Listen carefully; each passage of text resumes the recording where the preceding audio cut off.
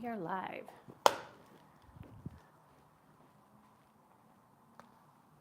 Alrighty, friends. So I see that YouTube did some things a little differently. Usually when I set up my live stream, I have a few minutes before I go live, before I really set things on fire, but it has changed. So I just need to do a couple of things to let my peeps know that we are on, and I will begin. So if you're coming on, welcome, and let me just get this going so I can give everyone a heads up. Hope everyone's doing well today. And I appreciate your patience. Let's see here. Let's go to this. Let's see. Put that there. And on YouTube. Let me see here.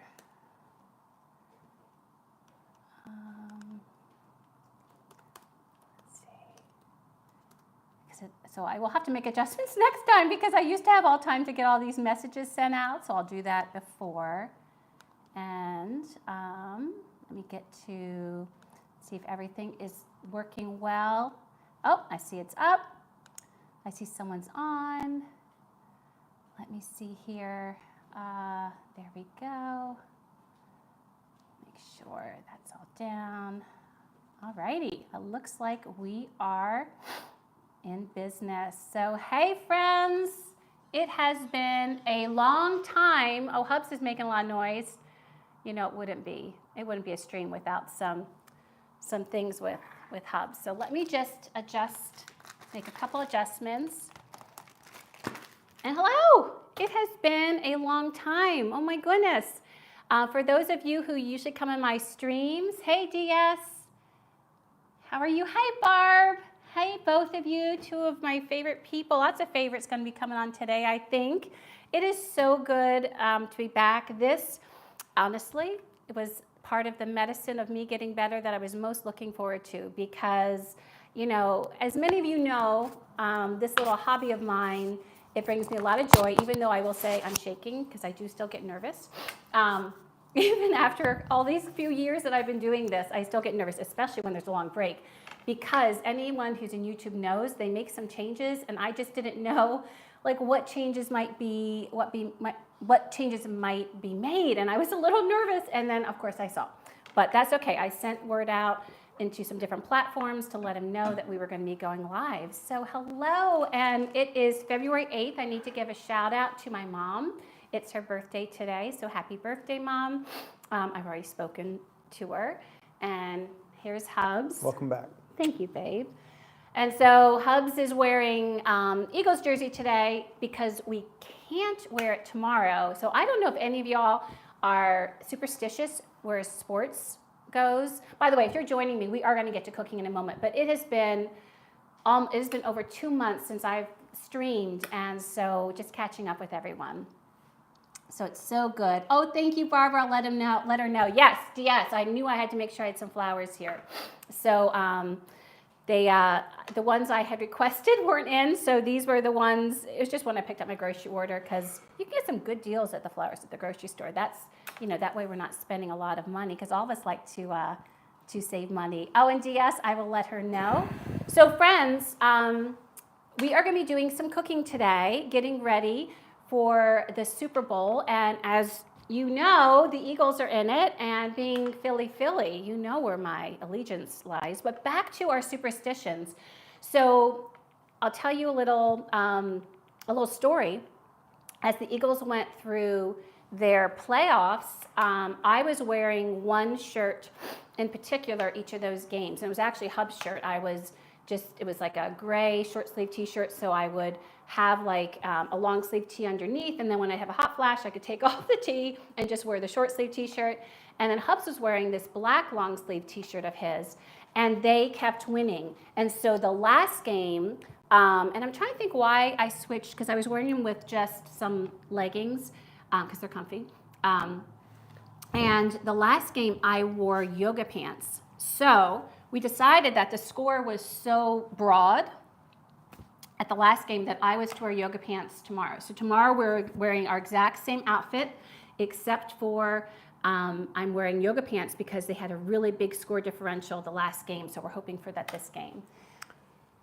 I just want to make sure it's not cutting off. It isn't, sweet. Okay, I there you just go. can't see my friends' messages if I Okay. don't do that. It's been a while, you know? I don't know. I know. what I'm doing. So the thing is the way they have it set up, I can't see the messaging coming through if I move it there. Yeah, So that's why it looks like our I heads get are it. cut off. But so do you have any superstitions with whether it's baseball, football, basketball, golf, hockey, watching sports teams, or maybe just have superstitions in general? But I am really glad to be back. I'm glad to be able to connect with my foodie peeps. And for those of you who might be joining the first time, I am a foodie in Philadelphia, and we live in the city. And I like to give a lot of different content. So sometimes it's my grandma's recipes, which is really what inspired me to start this channel. But other times it might be a lot of air fryer recipes. We are going to be having an air fryer recipe today on the docket, but you can do it in your oven and try it there, especially if you have convection. If not, just try it, play with it, or you could just fry it. You can do that. I just don't personally like to fry things. We'll talk more about that later. So yeah, some yummy food. So let me tell you first about the yummy foods we have in store, and then I'm going to talk to you about the giveaway. So the first yummy food that we're going to be making are this nut mixture. They are great for really I think especially in the wintertime, fall, because rosemary is used, but you could use another herb to maybe make it match better for other seasons. But it's a great nut mixture that sometimes I make and have out at Thanksgiving or Christmas or just a party. So I'm going to be making this and having it at our Super Bowl party tomorrow. And it is based off of someone kind of putting together, I read this, I think it was in the newspaper, when we used to read newspapers, and so it's based off of the nut mixture they have at the bar and yes, you'll think this was interesting, at the Union Square Cafe. Apparently the bar nuts they have there are phenomenal, so this is a riff off them. And frankly, I've been doing it for years, and it's just one of my favorite ways to have mixed nuts. So we're gonna make those first. In fact, let me get the oven going because we want to kind of bring out that good flavor. Let me see here a second. Bake. And I'm going to be putting it at 350. So that's the first thing. And then the second thing we're going to make is a fried pickle dip. Well, years ago, I don't know if it's been 5 to 10, fried pickles came on the scene. So this is a riff off them. I'll talk to you about the creator that I found this from. And we're not frying any pickles. Again, I don't like to fry things because I don't like the smell it produces in, especially a small condo in the city. But this should be really yummy, so I'm really excited for it. In fact, my niece who's coming over tomorrow, she was very excited to hear that I was making this fried pickle dip. And I'm going to be making a couple adjustments because of the guests that we're having tomorrow. But I think it's good for us to talk about because depending upon who we are cooking for, we might need to make some adjustments to our recipes, right? So we are going to be talking about some of those adjustments during the stream. And then the third thing I'm going to make is a high-protein buffalo chicken dip. When I was recovering, one of the things I need to focus on was protein, and I wasn't feeling it from the meats. The traditional things I used to love, like chicken and beef and pork and all that. So I'm back to all that now, but some of these really made me realize how we can fit protein into our diet. So this one is a high-protein one that does have chicken in it, but has a couple other things. And then the last thing we're going to make, because we got to bring Philly to the party, are some Philly cheesesteak egg rolls. So, and we're going to do it in an air fryer. So I've made Philly cheesesteaks, so the filling is going to be what I do, but I've never made them in an egg roll form and never done that in the air fryer. So 2 nevers. And, but I saw someone making these cheeseburger egg rolls, and so I'm in the air fryer, I'm oh, they look so good. Let me try that with a Philly cheesesteak. So a lot to talk about. Let me check the chat, see how everyone's doing. Yes, some yummy, yummy things. By the way, there is a giveaway. So if you're interested in the giveaway, all you need to do is say "Go Birds" in the chat, and YouTube saves the chat, so I can go back and see everyone that said "Go Birds." If you're one of my usual peeps that I know how to message you, I know how to message you. But if it's someone new that I don't know, please let me know whether it's an Instagram handle or Blue Sky. You got to let me know how I can contact you in case you're the winner, so that I can send it to whatever address you want me to send it to. And that giveaway, because we are Eagles fans here in Philadelphia, is this. I'm going to use it today. I will wash it. This is an Eagles apron, and you even get a chefy hat too. I won't be wearing the chefy hat today, but the chefy hat, so you could just be. Now, you know, you don't have to be an Eagles fan to, you know, you can put it on. You don't have to be an Eagles fan to have this. You could always give it to a friend who's an Eagles fan. It's adjustable too. It is adjustable, so it fits every size. But maybe, or maybe you want to just put it on, what's the, I'm blanking on, you know, what's the site that you can just resell things? Well, there's all sorts of resale sites. What am I thinking, babe? What's the site that we've bought things before? Facebook Marketplace? No. The one where we've gotten a lot of things from. I look eBay. ridiculous. Doesn't he look cute? Look at him. Look Ridiculous. at how he's looking cute. So eBay. So you can do whatever you want with it, but it will be free and I will mail it to you. So all you have to do is say, sure, I can autograph it. Absolutely. So all you got to do is you got to say go birds. You got to give my birds a shout out because it does not count as an entry unless you say go birds. So Go I'll be birds. reminding people throughout.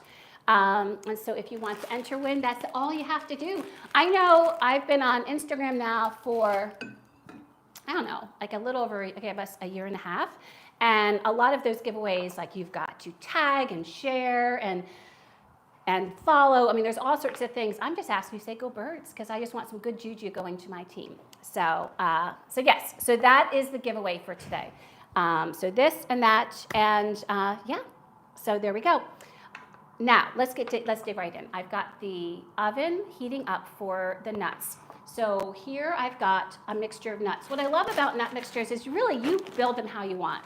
So here is a mix. I keep my nuts in the freezer, by the way, good tip. Nuts do go rancid easily, and so to make sure that any nuts you get are fresh, put them in an airtight container and put them in the freezer. That goes for pine nuts, like all of those. So this is a mixture that has some walnuts, some pecans, and in fact, I might add a few more pecans to it. We'll see. But I wanted to put almonds. I usually like to have almonds in there, but when I went to my local market, that's just right on the corner, they were out of almonds, so I was a little disappointed in that.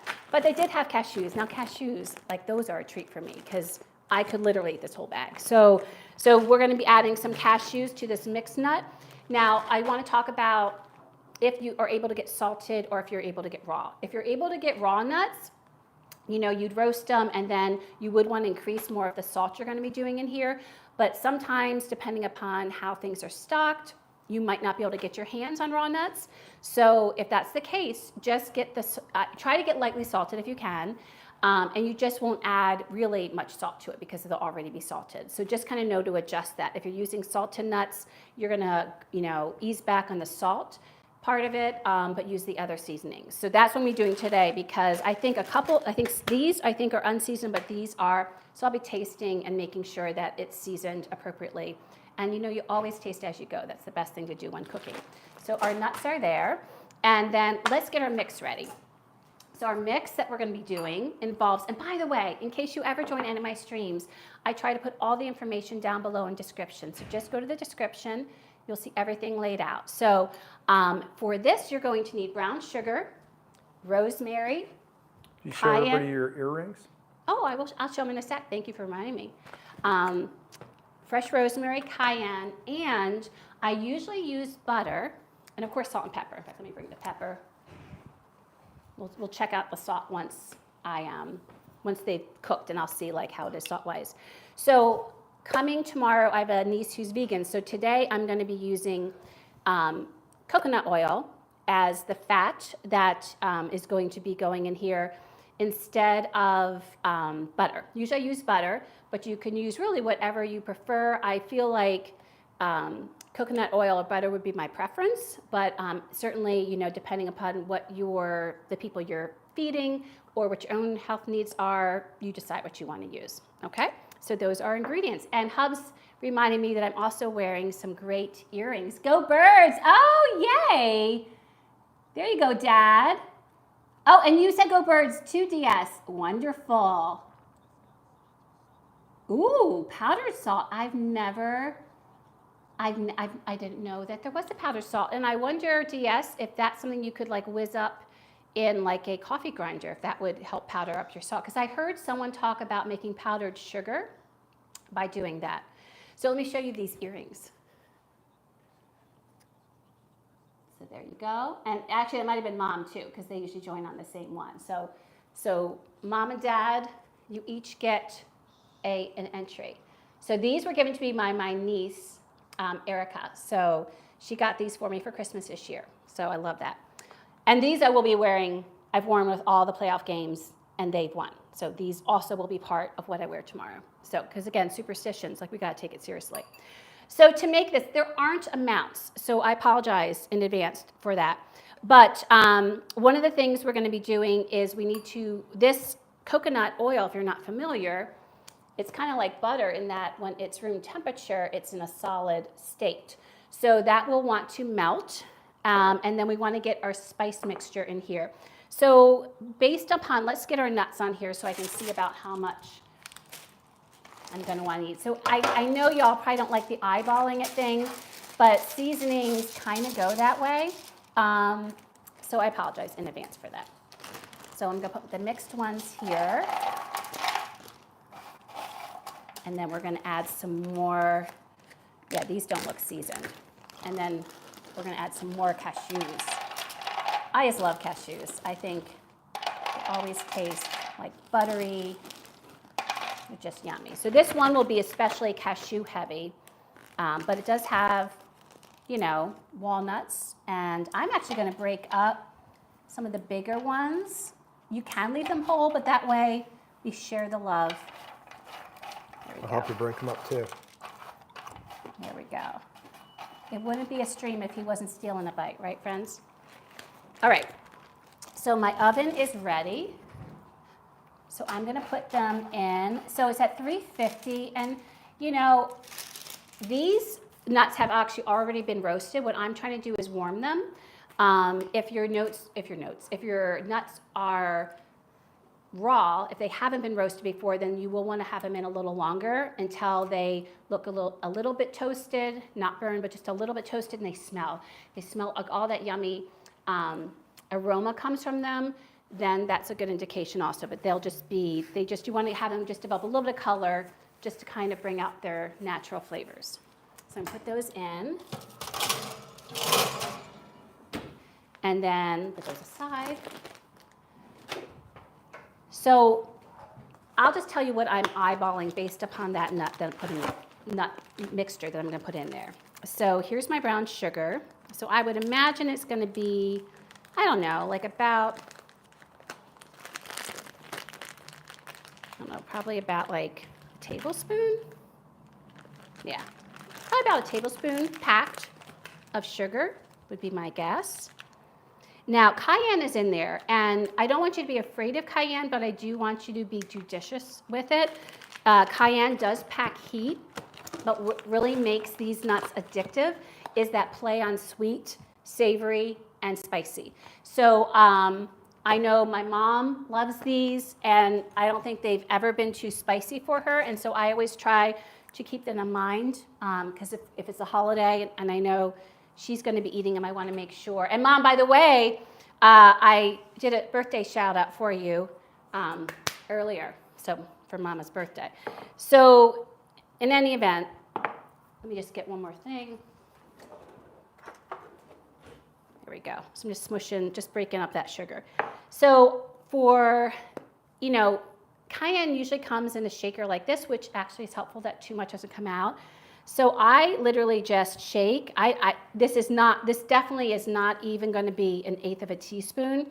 And this is what you can play around with. So I put enough that gave you just a little bit of the cayenne through that sugar, right?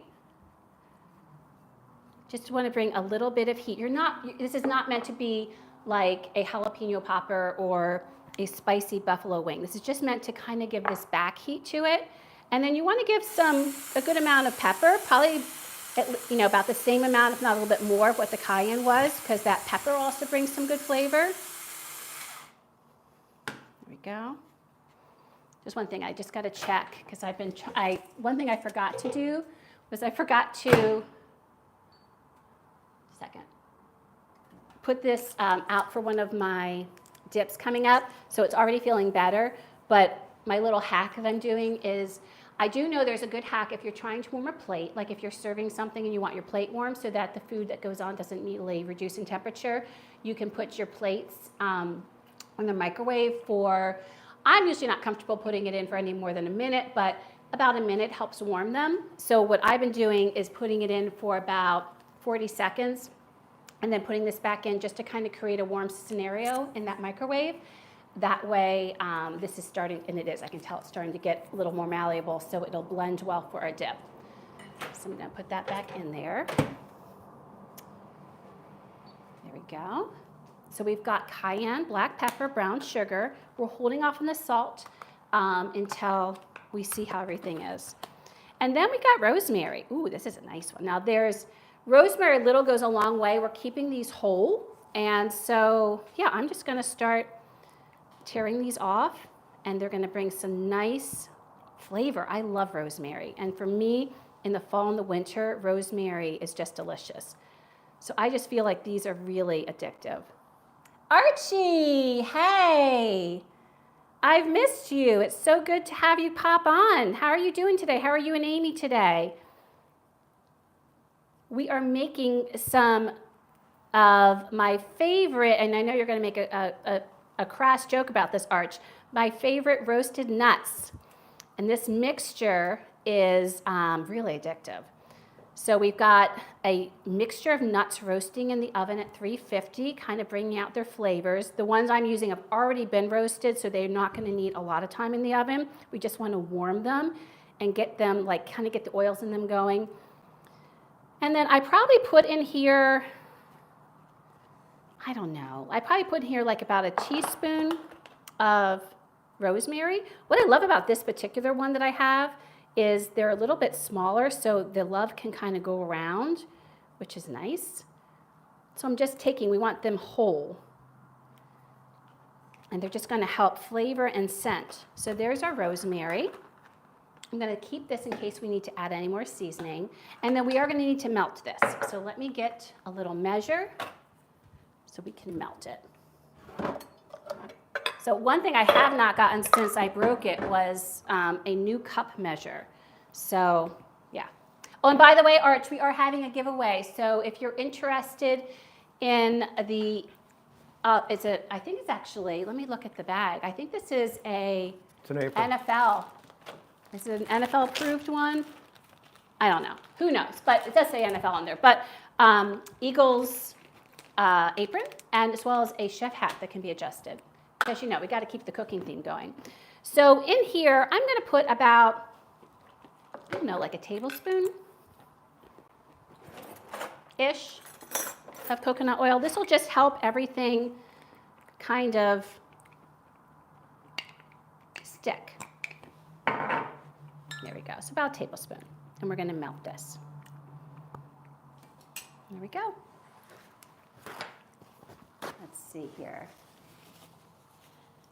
Drew, oh my goodness. I was thinking about you the other day. I miss seeing your videos. I haven't been on as regularly on YouTube. I know you're on Instagram now. So a lot of my friends here, by the way, in case you're just watching, are wonderful content creators on Instagram and YouTube. And that is DS and Archie, Chef Archie Pie, and Drew Tube Kitchen. So, and it's wonderful having you pop on. It's going much better now. Thank you, Drew. I appreciate that. Tracy's on. Tracy! Oh, I missed you, Trace! Hey, go Birds! That was shocking. That was shockingly loud. It's okay. And Tracy, you're in the drawing because remember, all you gotta do is say "Go Birds," and then you get an entry into getting a Eagles apron and adjustable chef hat. So wonderful! I'm so thank you, Andy. I did miss it because I was looking down. Yes, and I do see we're already joking on the roasted nuts. Let me see. Amy is at her job, and I'm cooking tikka masala. Oh, I love tikka. Is it chicken tikka masala? And jalfrezi. Oh, let me know what is it jalfrezi or jalfrezi? I need my glasses. I like Amy to work 38 hours at weekends to teach her how important hard work is. Wonderful. Yes, Archie, tell me. Yeah, are they table tennis? No, it's pickleball, Archie. It's a pickleball team. DS says hi.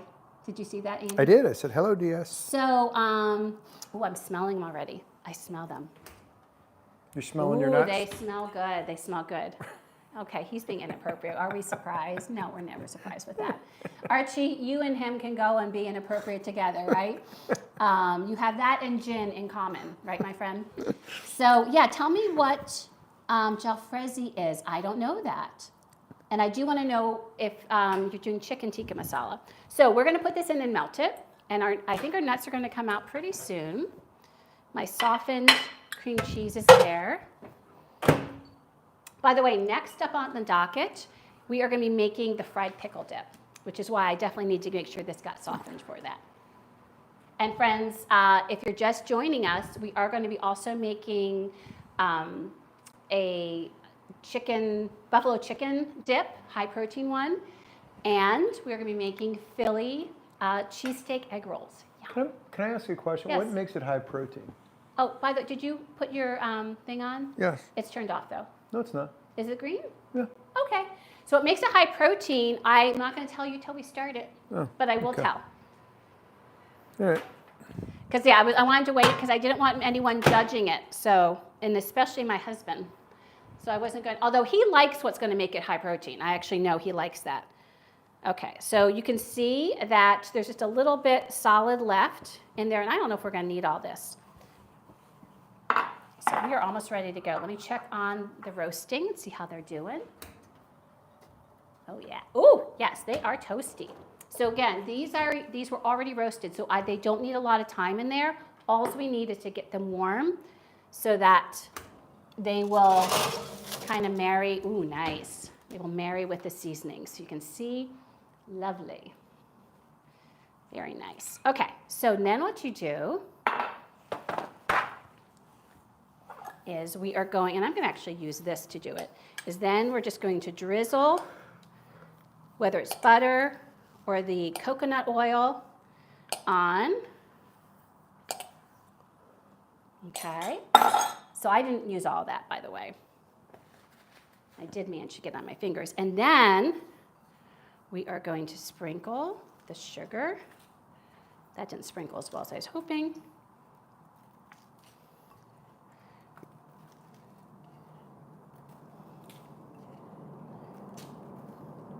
And what the heck? It's a game. I was going to maybe not use all the sugar because sometimes when I look at it, I was like, ooh, maybe we don't need all that sugar. But I'm going to stick with it. And then you just want to toss it. And you just want to get oh, it smells so good. I wish there was smell-o-vision. So what happens is the melted coconut oil, or if you're using butter, it kind of marries with the sugar and the seasonings and the warmth of the roasted nuts and the pepper. And of course, if you need to add salt, it has the salt, and it just is coating everything. Oh my gosh, and the rosemary is just, come over here. It really smells great. Can you smell the rosemary? Yeah, it smells like everything. Christmas, to be honest to me, because I always make these at Christmas time. I got to give my mom a little bit of a tease because she's like, she didn't remember. I'm like, Mom, you love these nuts. Those are ones you always go to. They're going to be hot. Where are? Ow. I warned him. Notice I'm not tasting one yet. I'm going to let him cool a bit. Okay. How's the spice level on them, babe? Well, that one was not real spicy. It was not real spicy, so maybe I'll put just a little bit more. And so you are going to just kind of adjust them. Again, we're not looking, he's back. That's good to know he's back, I'll tell you that much. So remember, you're not looking to blow anyone out. You just want to create a balance with the sweet, with a little bit of spice. And of course, if you want to kind of blow your mind, go at it, right? So that's all she wrote. This is like one of the easiest, quickest things to zhuzh up some plain old nuts and make everyone say, ooh, how was that? Where'd you get the nuts? And they're so delicious. And my gosh, and just for the pure aromatherapy of it all. So then what I like to do is just spread everything out. And we're just going to let these cool. And I will try to taste a small one now to see. Let's see this little one. It's a little pecan. I'll taste one too. Oh, I think that's perfect because I taste it, but it's not. Go away. But it's not too much. Taste of cashew. Spoke one. You've had like 5. 3. Do you think they're salty enough? I think they're salty enough because they already were salted, most of them. Yeah. I mean, yeah. You could take a little bit more salt. Just a little bit more? Yeah. They're actually, these are a little spicier than we usually do because I can taste the back heat. So what you want to do, you don't want to use kosher salt in this situation. Like Diaz said, if you do powdered salt, but I am going to use just, oh, that's not going to help. Apparently I need to fill my little fancy salt shakers. I do have some regular salt though, because it's finer. So, and it is better to do with warm because it'll cling. What helps cling to them is the coconut oil. So I'm going to give them another toss. Because if you were just putting regular salt on a dry nut, it's going to have a harder time clinging, but the coconut oil is what helps the sugar and the cayenne and the black pepper, which I think the black pepper is fine, by the way. I think that's a good balance. And the rosemary doesn't cling, but the rosemary flavor just goes. Oh, these are going to be good. Okay, so now we're going to let these cool, and then we will package them up and we'll taste them later. So also, another thing in case you've never done this with nuts before is when we're trying them right now, they're not going to taste as crispy. Oh, that is better. Just a little more salt. That is better. They almost taste like a little bit, not chewy, but they give more. They will crisp up once they cool. So I just don't want you to be worried like, oh, they taste stale or anything like that. That is completely normal. So here we go. Let me show y'all. So my favorite bar nuts. And again, these were inspired by the Union Square Cafe in New York City.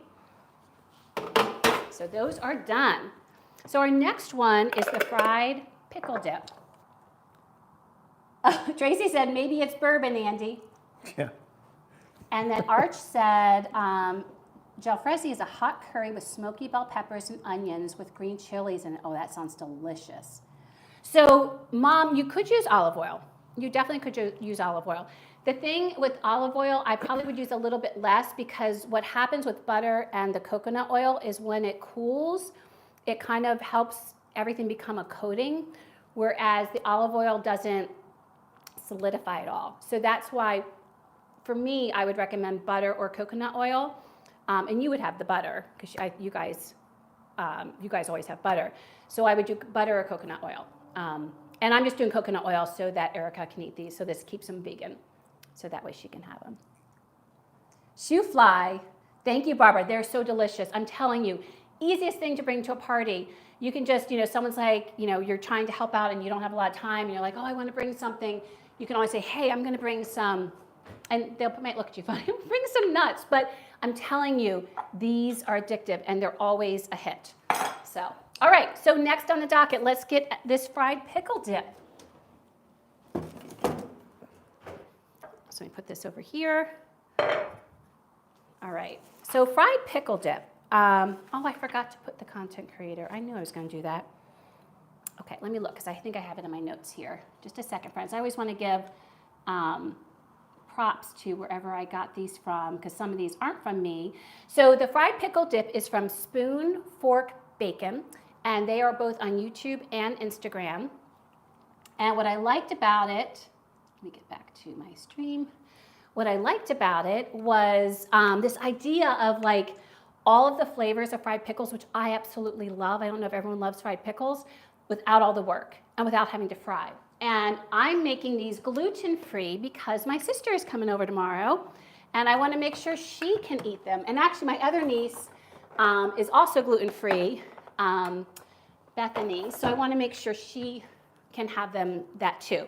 So the difference is, instead of getting panko breadcrumbs, you can get gluten-free panko breadcrumbs, and they have them now. I mean, the gluten-free market and what is available has really improved, so which makes it so nice because that's an easy swap, and that way everyone at the party tomorrow can eat, right? And that's when you're cooking, especially for me, Did I turn off? There we go. I love cooking for people, love showing my love. If I'm not cooking things they can eat, then I don't get a chance to show my love. So it's good to think about those things. All right, so for this, we are going to need pickles, of course, and pickle juice. I'm going to be using Clausen. I wish I had a local pickle, but that's what we got. So it's going to be Clausen. You need some breadcrumbs. You also need some fresh dill and chives. And if you don't have fresh dill, I do think dill is one of those that the dried actually, you just reduce the amount by a third. So instead of, I think it's a tablespoon, just put a teaspoon. I think dried dill actually comes through really well, but I have fresh, so I'm going to use fresh. And then chives. And remember, and I will tell you, both of these, the leftovers, I'm going to be putting into the freezer. I already have some chives in, but I go through chives a lot because I add them to lots of things. And these are great once they're chopped up and dry. Put them in an airtight container in the freezer, and then you just shake it out. And it's so nice. And they stay looking just like they do, fresh. Archie, how did that go? Archie bought, was it cilantro or coriander by you? I'm trying to think. You got something that they sold frozen, which I was shocked. How did that turn out?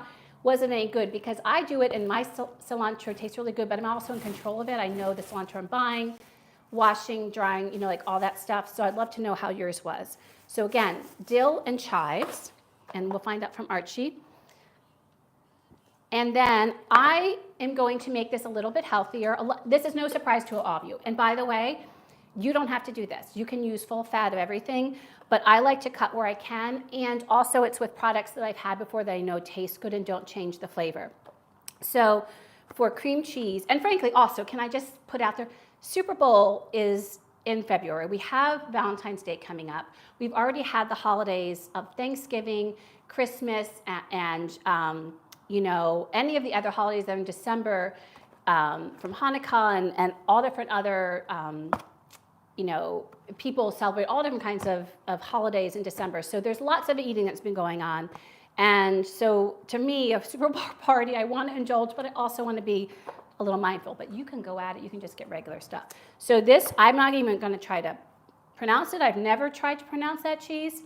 That is what is the light cream cheese. And anyway, so that's what we're using. So we've got that. I don't need this anymore. We also need Greek yogurt and sour cream. I'm going to be using the Greek yogurt. Is going to be a full-fat Greek yogurt. You can use a non-fat. I actually don't tend to get anything non-fat because I find the flavor does change. So if I get anything except for cheese, I don't do any low-fat cheese anymore. I never do non-fat cheese. The only low-fat cheese I don't think it changes that much is Naturally Slender, which is by Land O'Lakes. It's an American cheese, and it's already processed. So there's that. And I think their Naturally Slender, which is lighter, it to me tastes the same. So for the Greek yogurt, I wouldn't go to no fat. If you want to go low fat, that's my personal preference. But I have full fat here. And I am having reduced fat sour cream. I sometimes use regular sour cream, but because this has so many creamy elements, I did choose to go low fat. Her recipe does not, so you can do you for sure. So those are all the things. And did I miss Eugenia? Oh my goodness. Wait a second, I need to go look here. Eugenia, I am so sorry. Oh my goodness, so welcome. So wonderful to have you here. Thank you for popping on. By the way, for anyone that is here, we will be saving this chat as we always do. And if anyone wants to be in the running for the free giveaway of the apron and the chef's hat to support our Eagles, or you could gift it if you're not an Eagles fan, please just put Go Birds in the chat and you will be given a chance to in the drawing. Yes? Drew Tube took himself out of the... Oh! Well, Drew, it's a good thing I like you. So no, it's always good to have a friendly rivalry. And I totally understand, because if it was me and you were saying, say go Chiefs, I would abstain, just because, I got to support my Eagles. So I actually, I give you props for that, because you're sticking with your team. So no shade here. I totally understand. I used frozen cilantro today. Your fault. But how? I was just okay. Dusty. Wait, why is it dusty? Was it just super tiny, Arch? Said I'd like it coarser. I'd like it. Still yeah, got the flavor, that sounds though. like it. Okay, gave the flavor. And Eugenia said she's recovering slowly. I'm glad. I'm glad that you're recovering slowly. You take it easy. Take good care. Give yourself time. And I hope you're feeling better soon. It's so wonderful of you to pop on the stream. So Archie, regarding that, it sounds like they must have really blitzed it, like, when they were chopping it up. Or maybe, you know how sometimes when you're talking about something frozen and it's so tender, maybe because of it knocking around and, in production, and then the bags getting lined up and then thrown into the freezer, and how all that has to do to go from a factory to the actual store, maybe then things just kind of banged and then it broke down. What's nice about doing it on your own, and this you might like better once you go through that bag, is if you're ever using it and you have the extra, just make sure it's dry, chop it up how you want it, which is what's key, and then just put it in. And I like to put it in a hard container because that way that doesn't happen. It doesn't break down further, if that makes sense. Because I'm telling you, like the chives, I know cilantro is a more fragile leaf, so to speak, than chives, but like they stay whole. They stay in the size that they were when they were chopped and put in there. But they are in an actual, like firm container, so that helps too. All right, so our ingredients are 8 ounces of cream cheese, 1/2 cup sour cream, 1/2 cup Greek yogurt, 1 cup chilled dill pickle, 2 tablespoons pickle juice, 1 tablespoon of minced dill, 1 tablespoon of minced chives, 2 teaspoons garlic powder, 1 teaspoon of onion powder, and salt and pepper to taste. And then we'll make the topping. So let's get this going. I'm going to first get a bowl. I'll get that right there. And let's start filling up this bowl. So the first thing that's going to go in, and we're just going to dump and blend. Actually, no, I take it back. She recommends blending the cream cheese, the sour cream, and the yogurt first. So we're not going to dump and blend. I'm going to put this in and do some chopping, and then we will blend. Let me just get something here.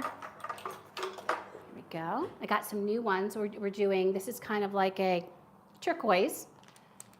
Got that from, I forget who I got it from. Did you give this to me or one of the kids? Was that Matt? It might have been Matt. Or was it Carol and David? I have no idea. Okay. So one of the kids, well, it had to be one of the kids because he probably would have remembered if he gave it to me for Christmas. So while we celebrated Christmas later, that was one of the presents, and those are great. So those, that 8 ounces. That was this Christmas? Yeah. That was David and Carol. I think it was David and Carol. So now I forgot to get a 1/2 cup measure. Let me get my 1/2 cup measure. Okay. There we go. So we'll put our Greek yogurt in there. Been eating lots of yogurt. It makes a great snack. And by the way, I'm having a stream in 2 weeks on President's Day. And we are going to, oh shoot, I should have used, oh well.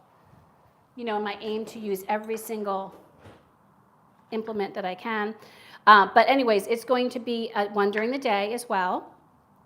And I'm going to be making an array of healthy snacks. So, because I do think, especially in February, I know for me personally, a lot of times I'm just trying to get back to healthier eating. As I was recovering, one of the things I found was my sweet tooth was like crazy.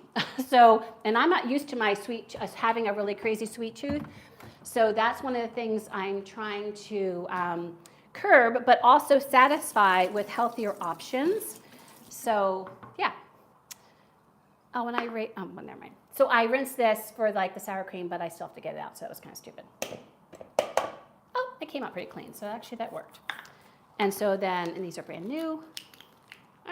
Get some scissors. There we go. So up in the East Coast, we're supposed to be getting an ice storm.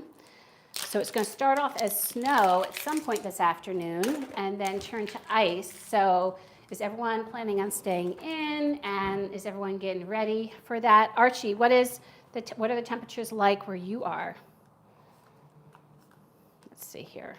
It's been definitely, I will say, it's been a winter, like it's been much more wintry than it has in years past. There's been some winters that it's barely felt like winter. This has not been one of them. While we've had some warmer temperatures at times, we have had a lot of colder temperatures, and at one point we had downright bitter temperatures. So yeah, I put a little too much. Just gonna put that there since I'm gonna get some of that in. All right, so then we've got our sour cream. All right. So yes, so on President's Day, and I can't remember the time, so you just have to look on the schedule. But yes, we will be doing some healthy snacks. And I think I've got four or five on the docket. So it'll be a little bit longer stream, but hopefully you'll come away with some good ideas. All right, so now we're gonna get this mixed up. And actually, before I do that, I'm gonna get the pickles chopped and the herbs chopped. I think I'm gonna make myself some lunch. Well, we're gonna have some stuff soon, but you're hungry? Yeah. I told him we could snack on this, but he's getting hungry. All right, so first I'm gonna need a tablespoon of each, so I'm just gonna get some of these out. That should be enough. And I'll chop these later to put in the freezer.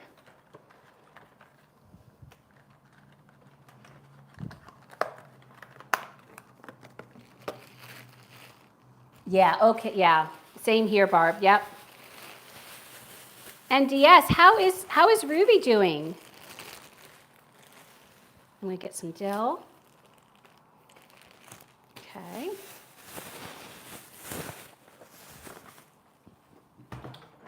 Please give Ruby my best.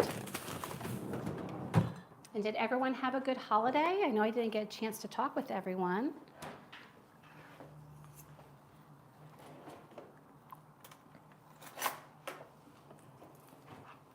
I'm just getting some of these ends off. Oh, and then also, you know, I always, with the new year coming up, if there's content ideas you're hoping for, I know someone, when I posted my schedule, came up with a content idea, and I'm going to have to go look at that post to see what it is, because of course my fragile brain has forgotten what it was, but it was a good idea. I loved it, and I was like, yeah, that's a great idea. So Squirrel. I know, squirrel. Well, I don't know if it's squirrel so much as perimenopause and just getting older. So I'm just giving these a slice. Have you made this before? This? No. This pickle thing? No. And by the way, the key to this dip is going to make it especially feel fried, is going to be that topping. And I did see in the comments, you know, it's always good. I don't know if you all read comments once you look at a recipe, but I always like to dive into it, not just to see if people liked it, which, you know, if I could just vent a little bit, one of my biggest pet peeves are when people, and because it affects the ratings of the recipe, when people go in and they just say, oh, that sounds great, and they give it 5 stars. I'm like, well, wait, you didn't, like, that's great, but you didn't actually try it. Like, I want to know for people that tried it, how it came out. Like, those are the ones I'm looking for. I'm looking for people that actually tried the recipe to see what they thought of it. And you just find so much good info there. You know, and sometimes you can weed out, like you'll see, sometimes it's just people that don't like certain flavors or textures or just downright picky, and so you just kind of move past those. But then other times someone will say, oh, you know, the time for me was a little underdone, so I put it in a little longer, or they just give tips for substitutions. I love that. I just love kind of seeing that. And one of the people said to give it even more of that fried pickle feeling, because the breadcrumbs that we're going to toast are really what's doing that. They said mix some in like the actual dip. So I'm going to do that. I'm going to mix some in the dip, and I'm going to put it on top. However, you'll see the hack for this is you don't want to do that until just before you serve it. So I'm going to be getting all of this stuff ready, and then I'm going to, so now I'm just mincing this. So I'm going to get this all ready, and I'm going to keep, whoops, oh dear, went in the sink.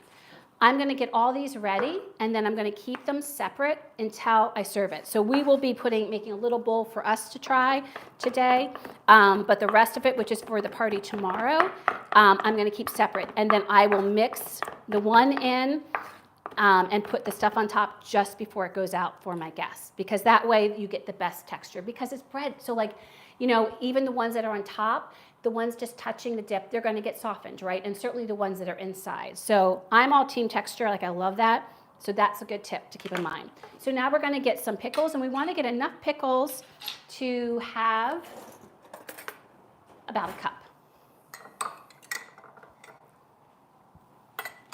Oh, I see some have already been cut. What kind of pickles? These are Clausen. That's just what we had. I said I wish we had some local ones, but we don't. So it is what it is. And by the way, tip, don't ever get rid of your pickle juice. We will need it for this recipe, but it's also good for a brine, for chicken especially. And I actually there's someone on Instagram, I forget the name, so forgive me, and we're just going to chop these up. And he said, he was giving tips. He's definitely someone that had experience. And he said that pickle juice actually also is great in a dressing. And I commented, I'm like, ooh, I never even thought about that. And it makes sense, right? It's got vinegar, it has that kind of bite to it. And he's like, yes, he said it's a great, so I want to try that sometime. So if you guys ever tried pickle juice as the vinegary part of your salad dressing, so let me know. I thought that was a great tip. There you go, so we want about a cup. I don't know if I'll need, we'll just have a few extra pickles.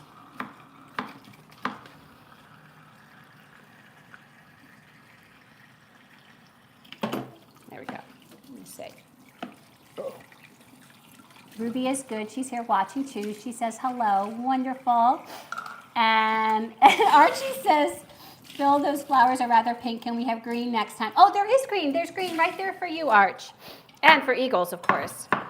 So I'll tell you, and Drew, Drew, I have a question if you're still on. Your Kansas City allegiance, did you live in Kansas City, or was that just a team that you enjoyed? You know, I'm just curious. Do you want this? Because we really don't need this. Yeah, sure. Okay. Do you want a whole? I don't care. Okay. Or does he just hate the Eagles? Or just, he wouldn't hate the Eagles. Why not? Because, oh my gosh, first of all, I can see in some years people hating Eagles, but I think everyone has mad respect for Saquon. Saquon is just, he is a force of nature. I've never seen anyone run the ball and jump backwards over something like that one move he did. Like it's just remarkable, the things, he has mad skills, the things he can do. He's a good dude too. And he's a really good person too, that's awesome. I just love it. Anyway, so we've got everything chopped up. We're gonna get this mixed up. And you know what? I'm gonna just see. Oh, dare I? I really don't feel like getting out my, really don't feel like getting out my mixer, so I'm gonna try something. I'm gonna see if I can get this smooth. A little elbow grease, right? Want me to do it? Nope. Yeah, it's working. So this is one of my favorite tools. I don't know if you can see it. It's kind of like a mini potato masher. It's my favorite tool for mashing bananas, for making guac, and apparently, and also I use it for when I'm, browning meats, like ground meats. It helps break them up. I know there's a tool that you can get that looks kind of like an X for that, but this actually did it. And what's nice about that for this application is it's sturdy, so I knew that it would be able to, kind of stand up to that, the light cream cheese, which I don't know how to say because that word just escapes me. Okay, now I'm gonna whip it up with a whisk, now that it's all broken up, just to make it smooth. As you notice, Archie, I did not get out the rainbow one. I will at some point though, not today, but it's not down forever. All right, so that is our creaminess. Oh, yeah, okay. So in here, we're now gonna add everything else. So let's add our pickles. And I'm trying to think, I'm just looking here. Oh, I'm gonna need some chives for the topping too. I'm gonna need to cut more chives. Okay, well, I'll do that later. And I need, so this goes in here. So I do need all these chives for here. I don't need all that dill. That's a lot of dill. So I will need to cut some more chives. And you know what I'll do with this? I'll put it in my container that I currently have in the freezer of my frozen dill. That way I have dill on the ready. I'm telling you, I'm going to convert some of you to freezing your herbs when you have them left over, unless you use them. Of course, if you use them, then that's fine. We also need to add our garlic. We need 2 teaspoons. Oh, Hubs is going to have a cow. 2 teaspoons of garlic powder. Oh, God. 1, 2, and 1 teaspoon of onion powder. And I'm going to need these for the cheesesteak, so I'm going to put them right by our stove when we do the cheesesteak egg rolls. There we go. And then we need salt and pepper to taste. This is actually one where I could have used a little bit more because the pickles are salty. But there's really, not, I mean, there is some sodium in the other things, but not necessarily like salty. So I'm going to want to taste as we go for this. So I'm going to get some pepper in here, and we need to put 2 tablespoons of pickle juice in here, so you can see what we got so far going on. I love pepper. I'm just going to start with a pinch, and then we can add more, and we're going to get 2, because the pickle juice will have salt. So 2 tablespoons of the brine. 1, 2.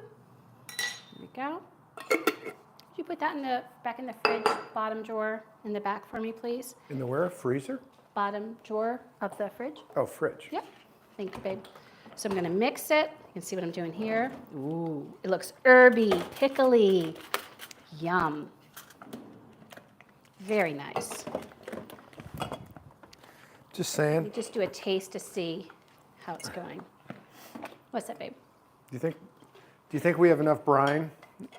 The other thing you I mean, can come do. on. And we don't have enough space in our fridge, but we have 2 gigundo things of pickle Ooh. juice. So I don't think it needs any more salt. The pinch is fine. I wouldn't do any more than a pinch. Does it think need that's any good. more brine? Because we only have like 4 gallons. Did someone say something I thought? Is there someone else in the room? Did I see someone in green? Okay, this is good to go. And now we're going to get these ready. So what we're going to be doing here, and get that turned on, is we're going to be toasting our breadcrumbs. And we're going to melt some butter. So let me get my butter. I do love how Hubs feels that my cooking streams are a platform for him to air his woes. And you know, we all have to air our woes sometimes. So yay, Hubs. Right, bud? So it says 2.5 tablespoons of butter, but I think that looks about right. I think 2 tablespoons are fine. So Drew said he's actually a Dolphins fan, but he just wants to see them win for history because it'll be a 3-peat. Oh, so you're going for the 3-peat. Okay, gotcha. I understand that. I don't agree with you, but I do understand it. I understand it. Okay, so I'm just going to let that butter melt, and then we are going to be adding to that 1 cup of this panko, and I'm using gluten-free. And So Archie said, is it Hub's birthday? 62? He looks well for 62. no, it's my mom's birthday. My mom's birthday today. She's 62. And she's 62. And our youngest is going to be, his birthday's coming up. So. Now my butter is unsalted, and she does specify salted butter, so I'm going to be adding some salt because we do want to season it.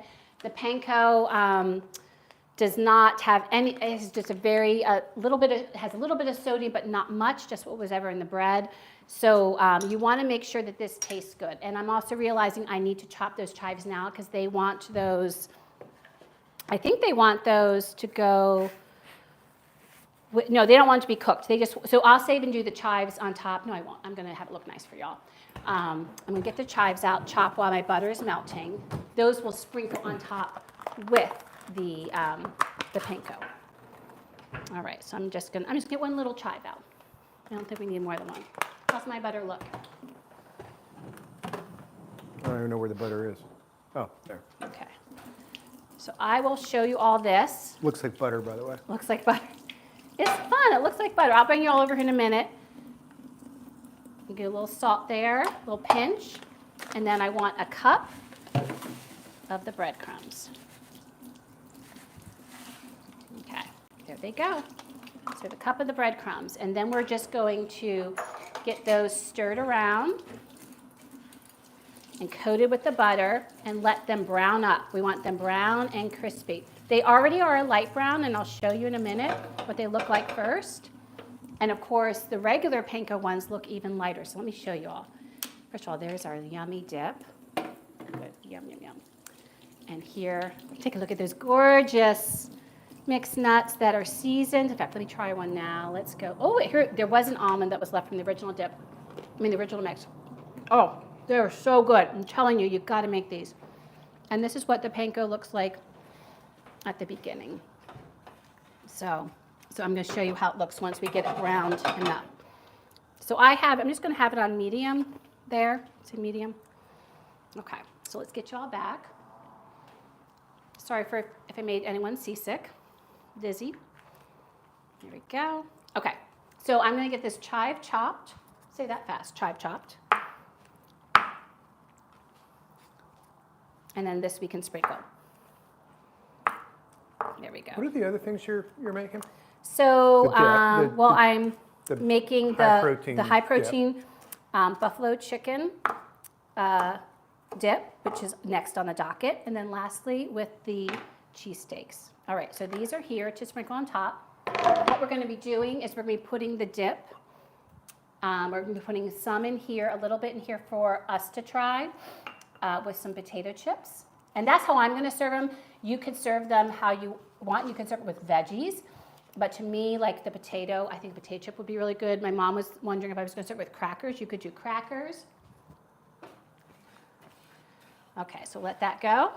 And I might actually even start the buffalo chicken dip just because I should have done the panko first, so it was cooking while we were mixing. But alas, I did not. And I'm looking to see what container I'm going to put this in for tomorrow because I don't want to have too much. In fact, you know what? I could empty out that pickle jar. I'm going to use this one because that way we have plenty for tomorrow. You're ignoring me on that one? I am ignoring you. That's okay. It's all good. All right, so that's for this. And let me get my little container for the dip. Let's see here. You know what? I'm just going to put it in here. There we go. All right. Okay, so we're all set. So let me tell you about while we're waiting for these to brown, let me tell you about the buffalo chicken dip. So already they are getting a little more brown. Can you see? They're just getting a little tan color. I do want them deeper than that. And if you can do the flip one, the flip is the easiest way to rotate them. I know depending on how much you've done that, I know it can seem like a little intimidating. But if you have, flipped, I would always say if you want to get yourself better at flipping things in a pan, start with, things that are, first I'll start with a small pan and start with things that are easier, whether it's like just some chopped onions or just something that's a little more manageable. But actually, I think breadcrumbs are pretty easy to do that, to practice that with, especially in a smaller pan. So we're going to get started on our next recipe to save time. And our next recipe is going to be high protein buffalo chicken dip. So what makes it high protein? So let me give you a little background. There is a content creator that I enjoy named Rach Loves Life. And she has a YouTube channel and she is on Instagram, but it's YouTube that I kind of started seeing her and where I watch some of her stuff. So she does a variety of different content, but she does do some cooking content. And what she does with cooking is she tries out different recipes. And while I was recovering, I have dill in my water. I'm sorry, squirrel. It's like, what's that green thing in there? So while I was recovering, I was watching one of the videos she created from last year was her top 10 food creations. I don't remember if they were from TikTok or Instagram or both. Anyways, I thought, let's see what that is. this recipe was there. And I was telling my mom, I'm like, to me, oh, look at that color. See, they're going quick. It's going to be soon. Look at how gorgeous those look. And they smell so good. This is almost ready. So I'm just going to turn it on just a tad. So this was on there, and I'm like, if she put that in the top 10, and then you could tell when she ate it, she loved it, I'm like, I think that's what I'm going to make for the buffalo chicken dip, because I love buffalo chicken dip. I think that's just really delicious. And so her recipe, and this, by the way, let me get to that creator, is Leslie Stokes. And she has and I have everything below, because I think she is on just one. I think she's on Instagram. And she has a site called Stoked at Home, a food blog. And on it, it's her high protein buffalo chicken dip. And it involves buffalo sauce, Worcestershire, salt and pepper, and wait, nope. I'm wrong. Forgive me. I was looking at the buffalo sauce I actually made. It involves chicken, cottage cheese to make it high protein, and you blend it so it's smooth, ranch seasoning, buffalo sauce, cheddar, and green onions. So the only thing I'm doing differently is I do know there's a lot of people that like ranch dressing with their buffalo wings. I am team blue cheese, so I'm going to be adding some blue cheese to it too, because I do want that blue cheese flavor to come through. So I am adjusting her recipe a little bit. And the other thing I'm adjusting, I think there was something else. Maybe not. Oh, and then to make the buffalo sauce, I again was having a little health in mind. Oh, these are perfect. So let me show you. I turned off the heat. Oh, gorgeous. So look at how much better color this is than when we first started. Let me bring you over. There we go. Honey, we're going to be trying something soon. I just want to let them cool off just a little. Look at that. That's the color you want. So just a little bit of time. It didn't take too long. Don't tease me. So I found this buffalo sauce that was really highly rated, and it is by, please tell me I wrote her name down. Oh my goodness gracious, you can't take me anywhere. The buffalo sauce is from Jessica Gavin, and she is also on Instagram and YouTube. And her buffalo sauce is a little different. I've already made it, so I have it here. I made it this morning, and I used Louisiana hot sauce. You can use your favorite hot sauce that you prefer. I do love Cholula. You could use Frank's Red. I mean, really, you can use whichever one you like. So it's in here. I made it, and the hot sauce, and the link is below for you to get that recipe. It involves picking your favorite hot sauce, Worcestershire, salt and pepper, cornstarch, water, and butter. But there's less butter. You know how, like in traditional buffalo chicken wing recipes, it's literally equal parts butter and hot sauce, which tastes great, right? But I just didn't want all of that butter like in the dip, right? Like I just wanted something that was going to give me that flavor, but that it wasn't just going to be all that fat, but still be really good. And this was great, and it just made a lovely sauce. So this is one that I would definitely try to put on wings too. Yeah, really good. Tang. Ooh, a little spicy too. I felt that. So yeah, so this is the recipe we're going to be making today. So let me get back to my stream, and let's see. Archie said, give you a cookie and you'll pipe down. Hey, Matthew. Yes, Super Bowl snacks for tomorrow. We've already made some yummy nut mixture. We are just about ready. In fact, we are ready. I need to get this out of the hot pan before these get any more brown. So we are making a fried, whoops, move that over. We're making a fried pickle dip. So I'm going to make a mini version for Hubs and I to try. Hubs, if you want to get the, what do you call it? The chips to have a little taste. Okay. I don't think he's going to like the taste I'm doing, but we shall see. He's going to want more of a taste, but that's okay. I have more stuff coming. So what I would do, so I'm making a little individual version of this, by the way, for us, because this is for the party. So I'm just going to take some of these and put them in, okay? And then I'm going to just stir that. Oops. Take a little texture. protein texture. Actually, I don't need to dirty anything else. And then I'm gonna put some on top. Oh my God, that was so good. We're gonna put it on top. So I recommend putting some in. Oh, that was a change. I recommend putting some inside to give a little more texture inside because I want that fried pickle texture. Oops. All right, so we're gonna try it. Ready? Make sure you get a good chip. Oh, that's sauce. Oh, that's not a good chip. You get a good proper chip.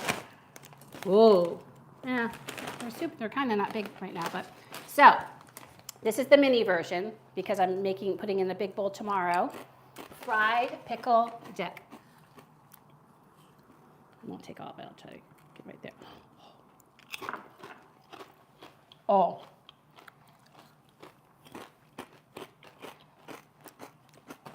Oh, that's good. Yeah. Bethany's gonna be very happy.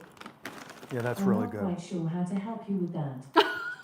Oh, Alexa, be quiet, please. What's that? Alexa's never done that before.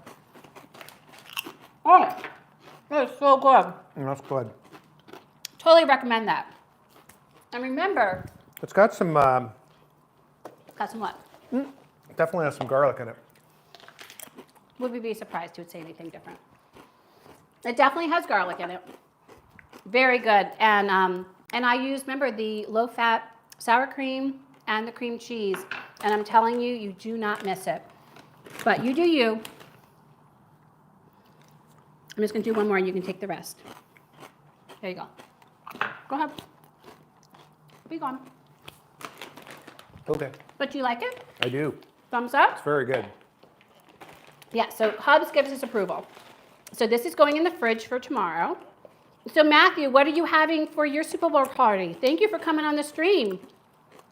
So again, for storing this, do not mix the breadcrumbs. I'm going to let those cool and put them in an airtight container for tomorrow so they stay crisp. Only mix it in and top it at the end, right before your guests come, because that way you'll get all that texture. And the texture is worth it, wouldn't you agree? Like you want that texture. That gives you that whole like fried pickle feeling. So that is done. Goes in the fridge. All right, so next let's work on this high protein buffalo chicken dip. Put this over here, turn off that. Put this here. All right, excellent. Oh, thank you. Oh my God, that's very good. Okay, so for our chicken dip, I already have chicken shredded. One of my favorite things to get at the store is rotisserie chicken. It's already cooked. It's already ready for you. They're fairly inexpensive. It's an easy way to make so many different recipes for dinner, for lunch, for appetizers. And so what I did this morning was I took off all the light and dark meat and I shredded it with my fingers. So that's ready to go. The other things we'll need is our cottage cheese, which I'm going to get out, that we're going to blend. We'll see how that goes. I've never done this before. I know cottage cheese is like having a moment that a lot of people are getting sick of because like everyone's doing things with cottage cheese. So it was not a surprise I found this. And ranch seasoning. And bring over our ingredients. Got some celery that we can use to dip. We have green onions. And then I always have ranch seasoning in my house. And this one is one I've used just to actually just season small amounts of things, like to make a little bit of ranch dressing, because I don't always want to make the whole packet. So we'll use this in there. So this is Hidden Valley. I know you can buy it actually in shakers now that some people like. I don't do that. I just get the little packets. And then we also need cheddar and blue cheese. So let me get those out. Now, you know, one of the things I've met some different food, not met literally, but I've connected, I should say, with different food creators. And one of the things I think we do have to stop doing as food creators is stop shaming people. So there are times, and especially like with pizza. To me, you're making pizza, that is a time I'm going to take the time to shred my own cheese. And of course, if you love shredding cheese and you want to just shred your own cheese, great. I know there's cellulose on this that helps keep it from sticking to each other. But for this dip and this application, making all this food Super Bowl, I just bought the package of sharp cheddar cheese. So I'm just being real. Like, I shred sometimes and sometimes I don't. And I think for certain recipes, it is really important to make sure you don't, when you do it yourself, it helps it melt nicer. But with this, there's so much else going on, it will melt just fine. And then I got some blue cheese. So what we're going to do first is we're going to need to blend this. This is going to be interesting. So they said you could blend it right in the container. Well, I kind of felt like if I do that, I'm going to have a royal mess, knowing me, because I can be a little bit klutzy. So I need actually 1.5 cups of this blended. So I'm going to use the actual cup, or it's like a tall cup that mine came with. And I'm going to use my immersion blender. Some of you have new, like those bullets by, I forget the name of the company that has the bullet. Do you know what I'm talking about? I do. Like, But I don't have any idea what the company name. I know, it's the same one that Nancy's air fryer is. Because like mine's Kasori, but she has Ninja. I think Ninja is the bullet. But I don't have a Ninja bullet. So I'm going to use the immersion blender. The immersion blender is also one of my favorite tools in the kitchen. And one of the reasons I like it is its portability. Because you can just, I can bring it over to the stove and blitz up some sauces or things in a soup. It's just easy. Like, you don't have to get out your blender and pour it in and worry about hot stuff going everywhere. There are times that you do need a blender, but this is really nice. And I'm lazy. And I actually try to really make sure Hubs doesn't have too much to wash, because I'm mindful about that. I try to take care of him, even though he doesn't think I do all the time. I really do. And he's gonna, and because then I do things like this, like I need to use this 1/2 cup measure that he'll have to, and this is, so do you ever have something in here you haven't used in a while and you're like, ooh, just about every piece of dust and dirt has accumulated in it, so this needs to be washed. See, look at that. Ugh. Yeah, so we're gonna let him wash that. It has not been used in a while, so everything is settled in it. You kind of wonder what's in your air when you see stuff like that. The hell? So Matthew, and then let's see. Let me see here. So Barbara and Archie are chit-chatting. 62. Why is, Archie was wondering, why are you wearing a 62 shirt? So Ninja, yes, Ruby knew, DS. So there was. You can turn it around, So Jason Kelsey, whose brother is actually on the Kansas City Chiefs, Travis Kelsey. Jason Kelsey has been in Eagles. Has he always been Eagle? Yeah, he was the only team. It's the only team he's played. Retired last year, all-time great, and ironically, and he's went to he went to the school you went to. Yeah, went to my alma mater. He went to Hub's alma mater. So yeah. But he is an all-around great guy, and he is beloved in the city. Yeah, great for the city. And so when we were going to get some Eagles jerseys, we wanted to get Kelly. Well, actually, I didn't get Kelly Green. I got the regular color. He got Kelly Green, but we both wanted Kelsey. Right. Because he's one of those that it'll never be a wrong time to wear a Jason Kelsey jersey. Because like what happens in these teams is, you don't want to. So you get a team player that's having a great year.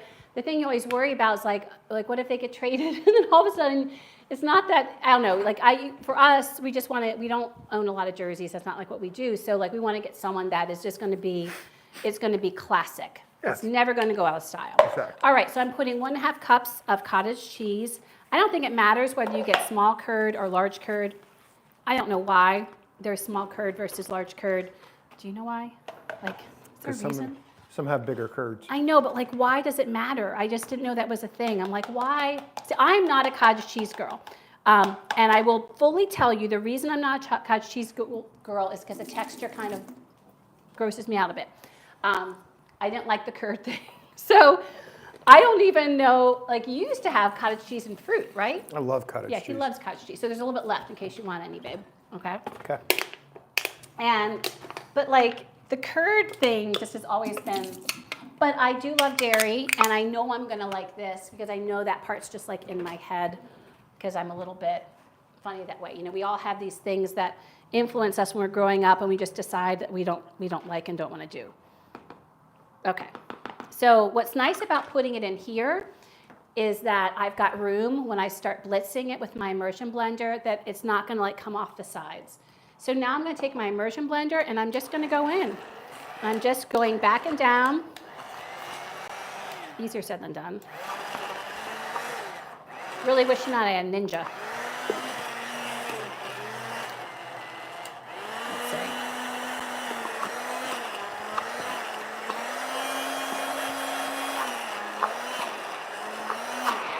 I don't know. I mean, it's working, but now it kind of looks like ricotta. It has like the texture of ricotta cheese. I just don't know if I'm going to get it all smooth. That's the only thing. Whoops. So do you want to?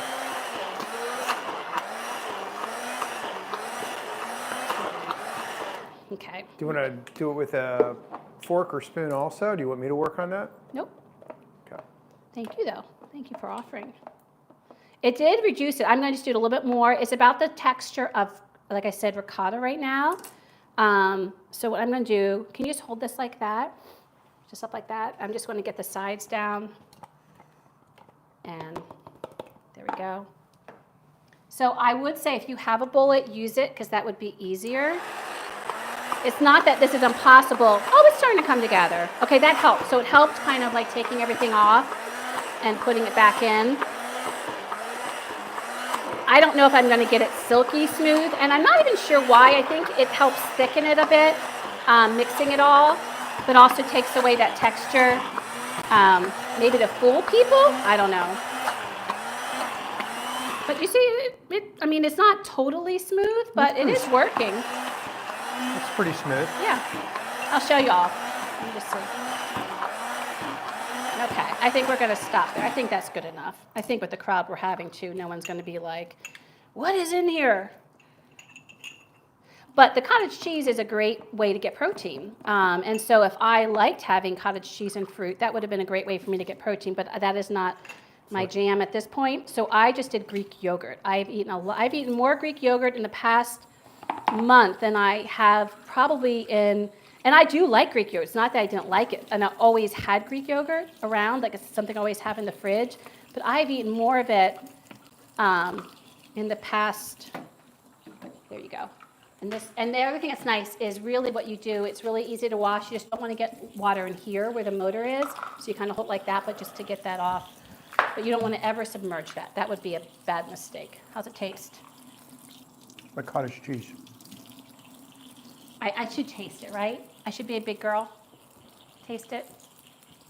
We'll get this on the side. It's pretty good.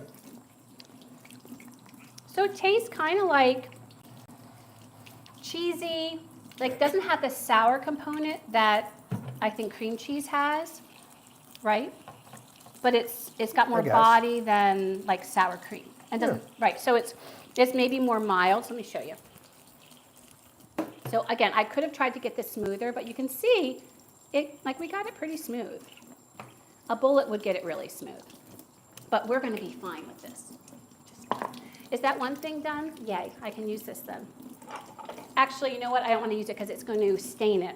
So we're going to be using sauce in here, buffalo sauce. So you want to get some, you do not want to use plastic. I'm going to use this bowl because then it won't stain because hot sauce stains anything plastic.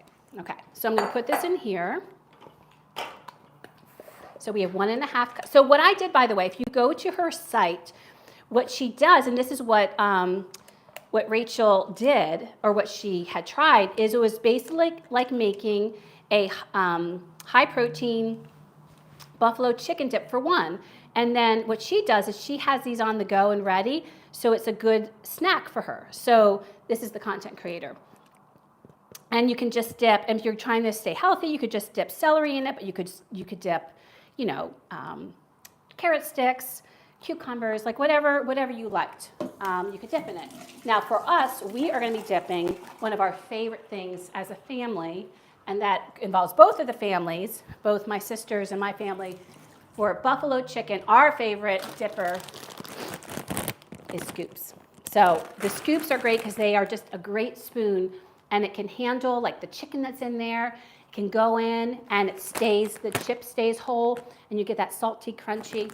So that's what we're going to be doing tomorrow. I think that's going to be enough for everybody? Yeah, because you're going to run out of dip, sweetie. All right. It's just, we only have All right. 7 people coming, How's this? and one of them can't eat it Yeah. because it has chicken in it. Actually, 2 can't eat it. So we have 5 people that can eat it. 7 minus 2 equals 5. Yeah, he's doing math now. So this is ready. So to this, we're going to be adding 3. So what I did, back to the story, sorry. So she made it individual portions. So what I'm doing is I made it times 6. So I don't know that this is 6 cups of chicken, but it will have to do. So everything else I'm doing by 6. So to this, I'm going to be adding, so again, her recipe is below on the link, but I'm going to be adding 3 teaspoons of ranch seasoning. So let me get that. Actually, I think he washed that. Oh, no, he did. Good, because that chicken dip is still not wet. So 3 teaspoons of ranch seasoning. 1, 2, 3. And 6 tablespoons of buffalo sauce. So we're going to get that in. My buffalo sauce is right here. 1, 2. Well, that's a lot. Huh. That's a lot. 3. I'm going to do 4, and I'm going to taste it. We can always add more. That just seems like a lot.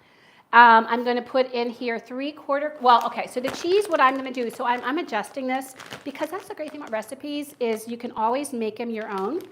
And I like to have, because again, this is for a healthy snack, so we are having it for a party. So while I want it, I love that it's going to be high protein, and I love that it has a little bit healthier vibe to it.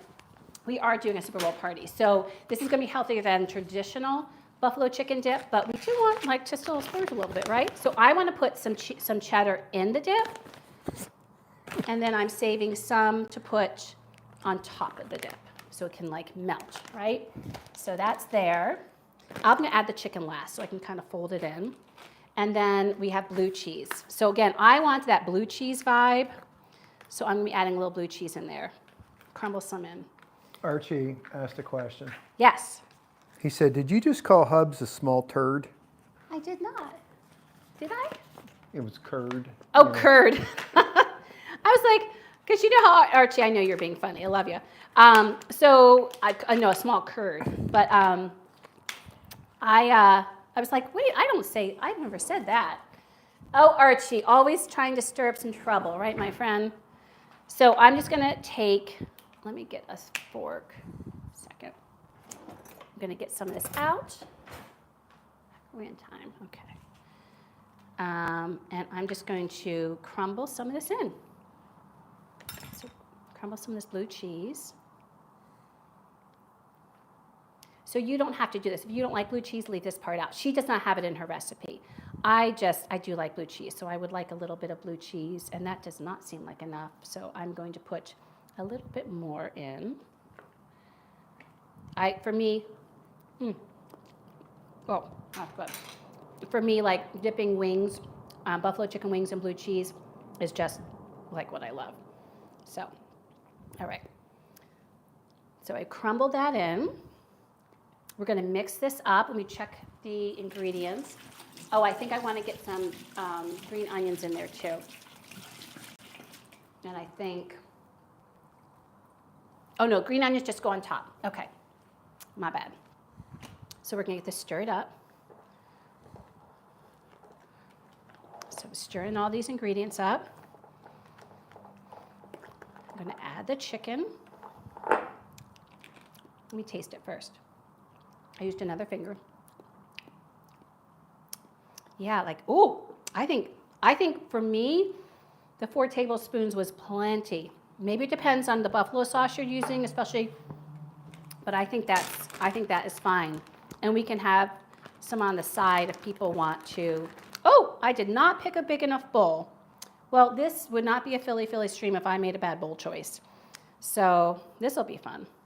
So now you're going to try to mix it. You know, my best advice to my future generations is always use a bowl bigger than you think you're going to need. And I don't think 6 cups would have mixed with this. Like this is, you can see how I think something is a little off in the measurements for me, but I mean, I'd rather my dip be mostly chicken. Like I don't want it to be a bunch of filler, but this is definitely thick. Okay. All right. So, see what we got here going? Okay, so we're mixing all this up, getting all those good flavors. And then I'm going to do a little one that I'm going to heat up for Hubs and I to have with tortilla chips. Because we're saving the scoops for tomorrow. Okay, Hubs? All right. Okay. All right, so let me get our little bowl. So you would, like I have this bowl for tomorrow. There, so you could heat this up in the microwave or in the oven. I'm going to do the microwave today. I might even do that tomorrow. Really, these either goes. It's whatever you want. If you want the crispier top of the dip, like I might do microwave and then crisp it the top up in the air fryer. That might be what I do. Okay, so but for us trying, I'm going to get a little bit of this in here. There we go.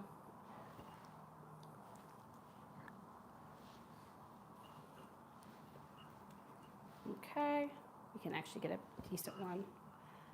Awesome. All right, so this will get put away in the fridge for tomorrow. And then I'm going to put a little bit of cream cheese.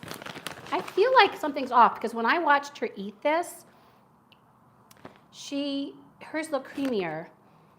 So maybe you could add some more cottage cheese, but I'm just saying because I saw her actually make it and the individual and try it, and just wonder why, because I literally did 6 of all the things, and remember I said the chicken was a little bit less than what it would be, but who knows? But I'm just giving you my observations. And then I am going to get a little bit of, I'm just going to snip this off, a little bit of green onion on top. I'll cut the celery tomorrow. Just have it washed, so I want to wash this. And we'll put these on top after it comes out. So Hubs, I'm going to get this in the microwave. So, I don't know, I'll put it in for like a minute. Let everything get all melty and yummy. And this I can put away. Get a little bit of foil on there. There we go. Don't you think the heat might What's that? Don't you think the heat might make it a little creamier or no? Yeah, you're right. It actually could make it, because I was watching her eat it, so maybe, and then we have some sauce if anyone wants any. And tomorrow I can even put, oh, that is spicy though. If anyone wants more, they can always put a little dollop of this on there. It's the first time using, I just got a hot spot. It's the first time using Louisiana. It's good. To me, very classic in nature for hot sauce. Would be a great all-purpose hot sauce. Let me put these away and tidy up, and then we will get out and try this. Put a little green onion on top. So you can see that most of these, like, they come together quite quick, right? Let me see how it looks. Okay. I want it to be melty. It's not melty on top, so I'm going to put it in the air fryer for a little bit. Just a second. It's almost cheesesteak time. Okay, I'm putting that in the air fryer for a little bit. It's going to be screaming hot. Put it on this plate. I'm going to put a little thing here so I don't touch it with my hands. Okay, let me just tidy up real quick. Little 10-second tidy. All right. So Archie, I have a question, being that you're from England. Is there anything in England that you would say is an event, a sporting event that is similar to what the Super Bowl is here? Meaning, like, just so many people watch it. They build, people have parties about, around it. Like like soccer. I mean, No, I know, but also like we have basketball playoffs. We have, it's like, but not always. There's not, people don't have parties. So okay. I'm just wondering, like, is football, which I know is soccer for you, is that like that? Oh no, oh here it is. Or do people not have parties? I know they might go out to the pubs. So just curious about that, like, because, you know, there's advertising made just for, and I know we're a little crazy over here. We all know that, especially now. But in any event, you know, is that what happens? You know, is it that, or is it just that it's a big game and people go to the pubs and watch it, but like, you know, life pretty much stays the same. So I was just curious about that. Being from where you are, and we have a few tortillas left to try this, babe. Okay. Dry it off. So so this is why, I will say in the microwave, I feel like it would take longer. Maybe if I covered it with like a paper towel or something to help get the cheese on top melted. But I think I will like having the air fryer get a little crispy, melty on top, which will be good. So we're gonna try that in a second. And while that's happening, I'm gonna put these in some airtight container. Why don't you start the egg rolls? Let's see how much. Okay, just looking for a size there.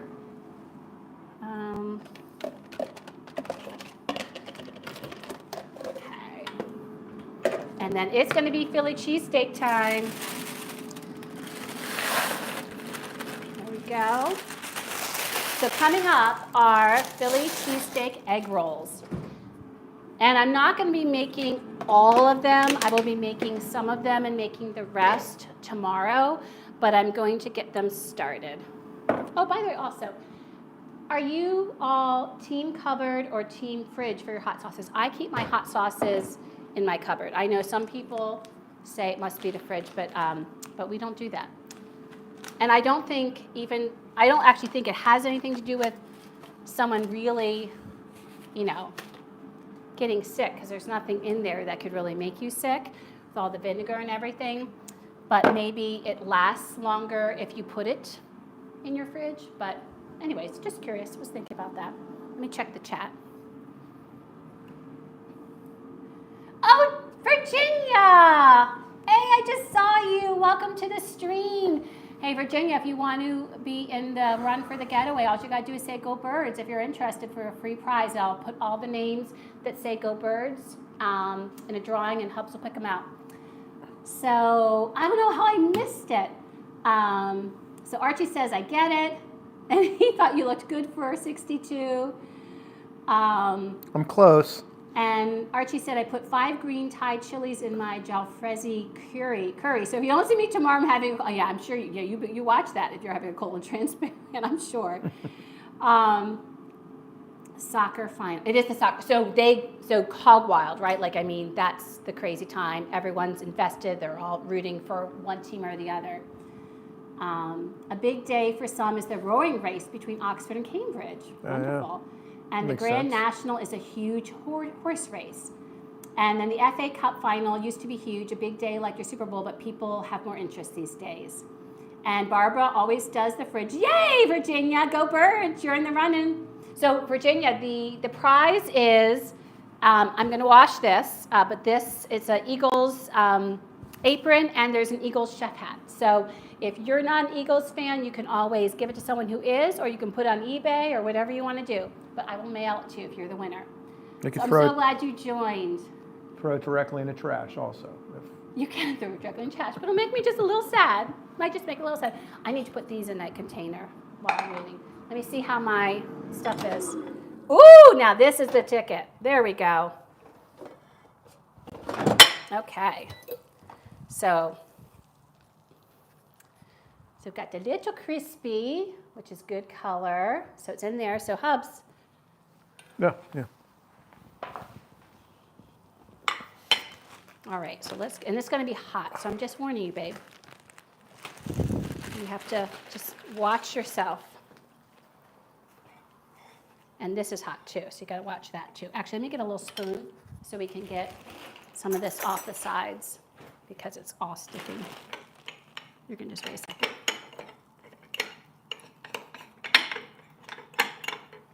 Smells good. Yeah, it does. Yeah, I think hers was creamier, for sure. So maybe use a little bit more cottage cheese. That's a lot. That's how you're going to burn yourself. I would use half that amount. I'm telling you, you're going to regret it. He's going to burn you, and he won't taste anything tomorrow now because he'll have all this dead skin on top of his mouth. Look at the difference. Who's going to burn their mouth and who's not? I'm going to let him go first. I'm going to wait. Have patience. Mmm. Oh, it's spicy.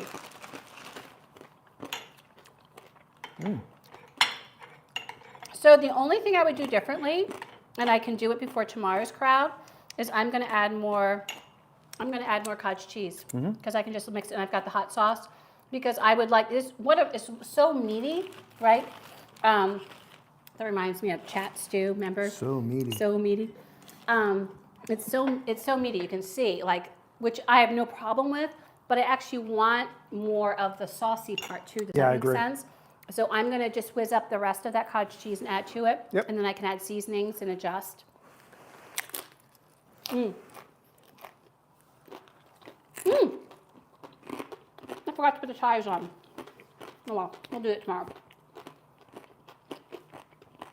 But it's good flavor. I think I'm okay with that. And I think it actually could be a little hotter now that I see how meaty it is, Or not. What do you think? Sure. He's helpful. Okay, one more and then you get the rest. You get the rest. There you go. All right. Can you move that though, because then I'll make the cheesesteaks and you can bring these too.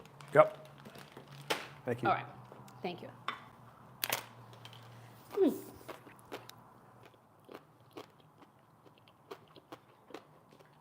Yeah, the only thing I would do different was to add more cottage cheese. Okay. One thing. What's that? I know it's cottage cheese. What other type of cheese? Blue cheese in there too. Let me add more blue cheese. What's that? Wasn't there another type? Cheddar. I think you should put more cheddar. Okay. I think I'll put more of all of them. Tomorrow we're going to cheese it up. I agree. I think that'll be good. Okay. So now for a Philly cheesesteak. Especially the cheddar. Yeah. Okay. First thing I want to do is just get this in a airtight container. I think that will fit. Okay. Just get this in without it. There we go. So these are going to stay good till tomorrow. Nice and crispy. Okay. By the way, if it makes you feel any better, I burnt the top of my mouth. You did? I'm shocked. I really thought you weren't going to do that this time. I'm joking. He always burns the roof of his mouth. Right, babe? Yes. It's just what you do. All right. So these, you know what? I'm going to let these stay open. I just want to make sure they're completely cool so they will stay crispy. So it is time. Now, I just need to do a couple things. I'm going to actually just cover this since I'm going to be adding more stuff to it tomorrow. You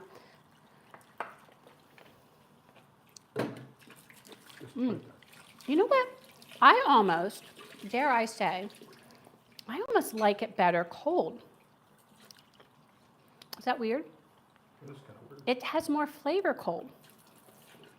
No, here. Oh, there's stuff in there. You're not putting that in. I'll get you a fresh one. Get you a fresh one. So, and I'm trying to remember if she ate it cold. This sounds weird, but it has like more flavor cold. You know? Yeah, but Don't you think? I mean, I don't know. What do y'all think? Have you ever, I know I've had it cold before at places because usually sometimes they'll, like Wegmans used to make it. I think you need to heat it. I just think you need more cheese and you need more Okay. or sour. Well, we'll figure it out. Stay tuned. But what's nice is the reason she actually came up with this creation was to have a healthy snack, that was available. And I do love that idea. I think that's a great idea. a great way to have a healthy snack. So I think I did like that. I thought that was cool. So, and again, the one she made is just for an individual serving. Yeah, so if you want like a healthy snack with celery, you know. All right, so now it is Philly cheesesteak time. So I'm gonna be bringing y'all over. Oh, I need to put that away. Gotta find my dill in the freezer. My freezer's a little full right now. Nope, but here it is. So these are the little containers I use. See, dill. And what you do is you just bang it, and it makes them all loose in case they're sticking. And I'm going to put that back over there. I'm going to take this dill that I already chopped, minus the one chive, and put that in my frozen one. And now I have more dill, and I will get the rest of that in there, shake it up, get some air, and put it back in the freezer. I'm telling you, it is just the best way to use up those herbs that you haven't used yet. All right. So now we're getting the big pan out because we are going to make some Philly cheesesteak. And better yet, we are going to be making that cheesesteak into a air-fried egg roll. Something I've never done before. I've never made egg rolls. I've never done egg rolls. Whoops. I've never done egg rolls, period, and I've never done them in an air fryer. And as I mentioned earlier, I just don't, I do get fried stuff out sometimes for a splurge, you know, when we're out at a restaurant. I don't fry things at home because of the smell. It just really makes my place smell. And especially I think when you have a smaller place, like we have a small condo here, maybe in big houses it's better. But I remember I was watching a food creator kind of try to debunk that myth and say, oh, you use clean oil, and then this is how you, sorry, my hair's getting in my face. This is how you can keep clean oil and all this stuff. And so when I fried, which this is one thing I would fry, is I made those crispy rice, what were they?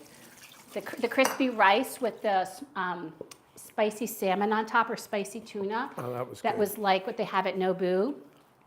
That was worth having a little fry smell. And I used brand new oil, so there was no reason for my plate, and I still felt like I could smell it, right? So I'm just not a fan. So especially again in a small spot, I just don't do a lot of frying. I order it out. That's like what I do out, not so much in. So for me, the air fryer is great because it does give you a lot of competing textures that frying does without the smell, without the fat too. You're using less fat, which is always good.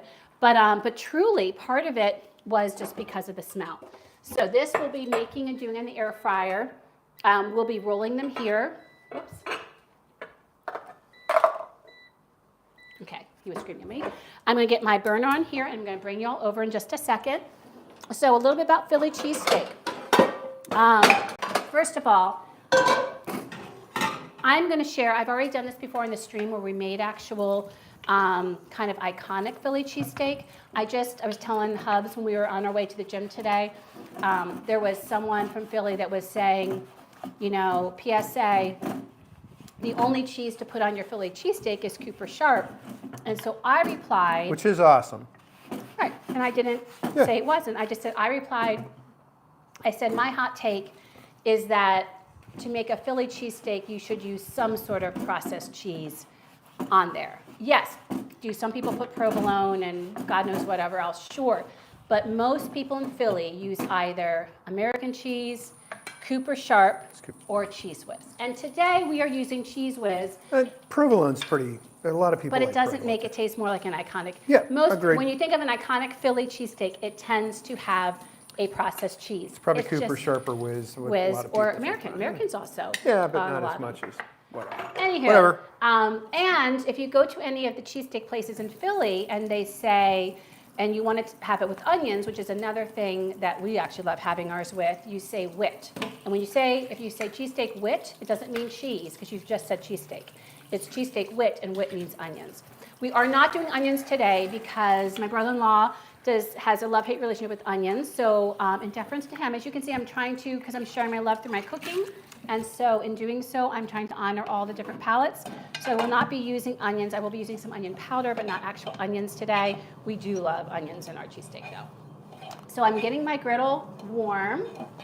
They call them fried onions a lot of times, and that just means they're grilled. They're just, yeah, they're fried up on the flat top. So these are traditionally made on flat tops. They cook quite quick. This does not take long, but we do have to get it cooked so that then we can, fill up our things with them. So let me get this so that it can come over here once we've cooked it. So our pan will come over here, and then we'll make them right in front of y'all. So if you can get it, what you want to get is a shaved steak. So around here, because they're popular, we can actually get a ribeye, which is the best you can get if you can get ribeye steak shaved. And so it's shaved thin, and it's best to do on a flat top. I don't have a flat top, so I can't do it that way. And since let me just get the knife. Since mine is actually a non-stick skillet, I can't even use a proper, like my heavy-duty spatula to help break it up. So I will have to use my wood spatulas, which is not as good as what they do in our famous, shops that make these. So, but you know what? As a home cook, you do what you can to make yummy stuff. So I'm going to put all of our ingredients over there, and I'm going to bring you over so you can see everything I'm doing. And we are going to get started. So let me bring you over.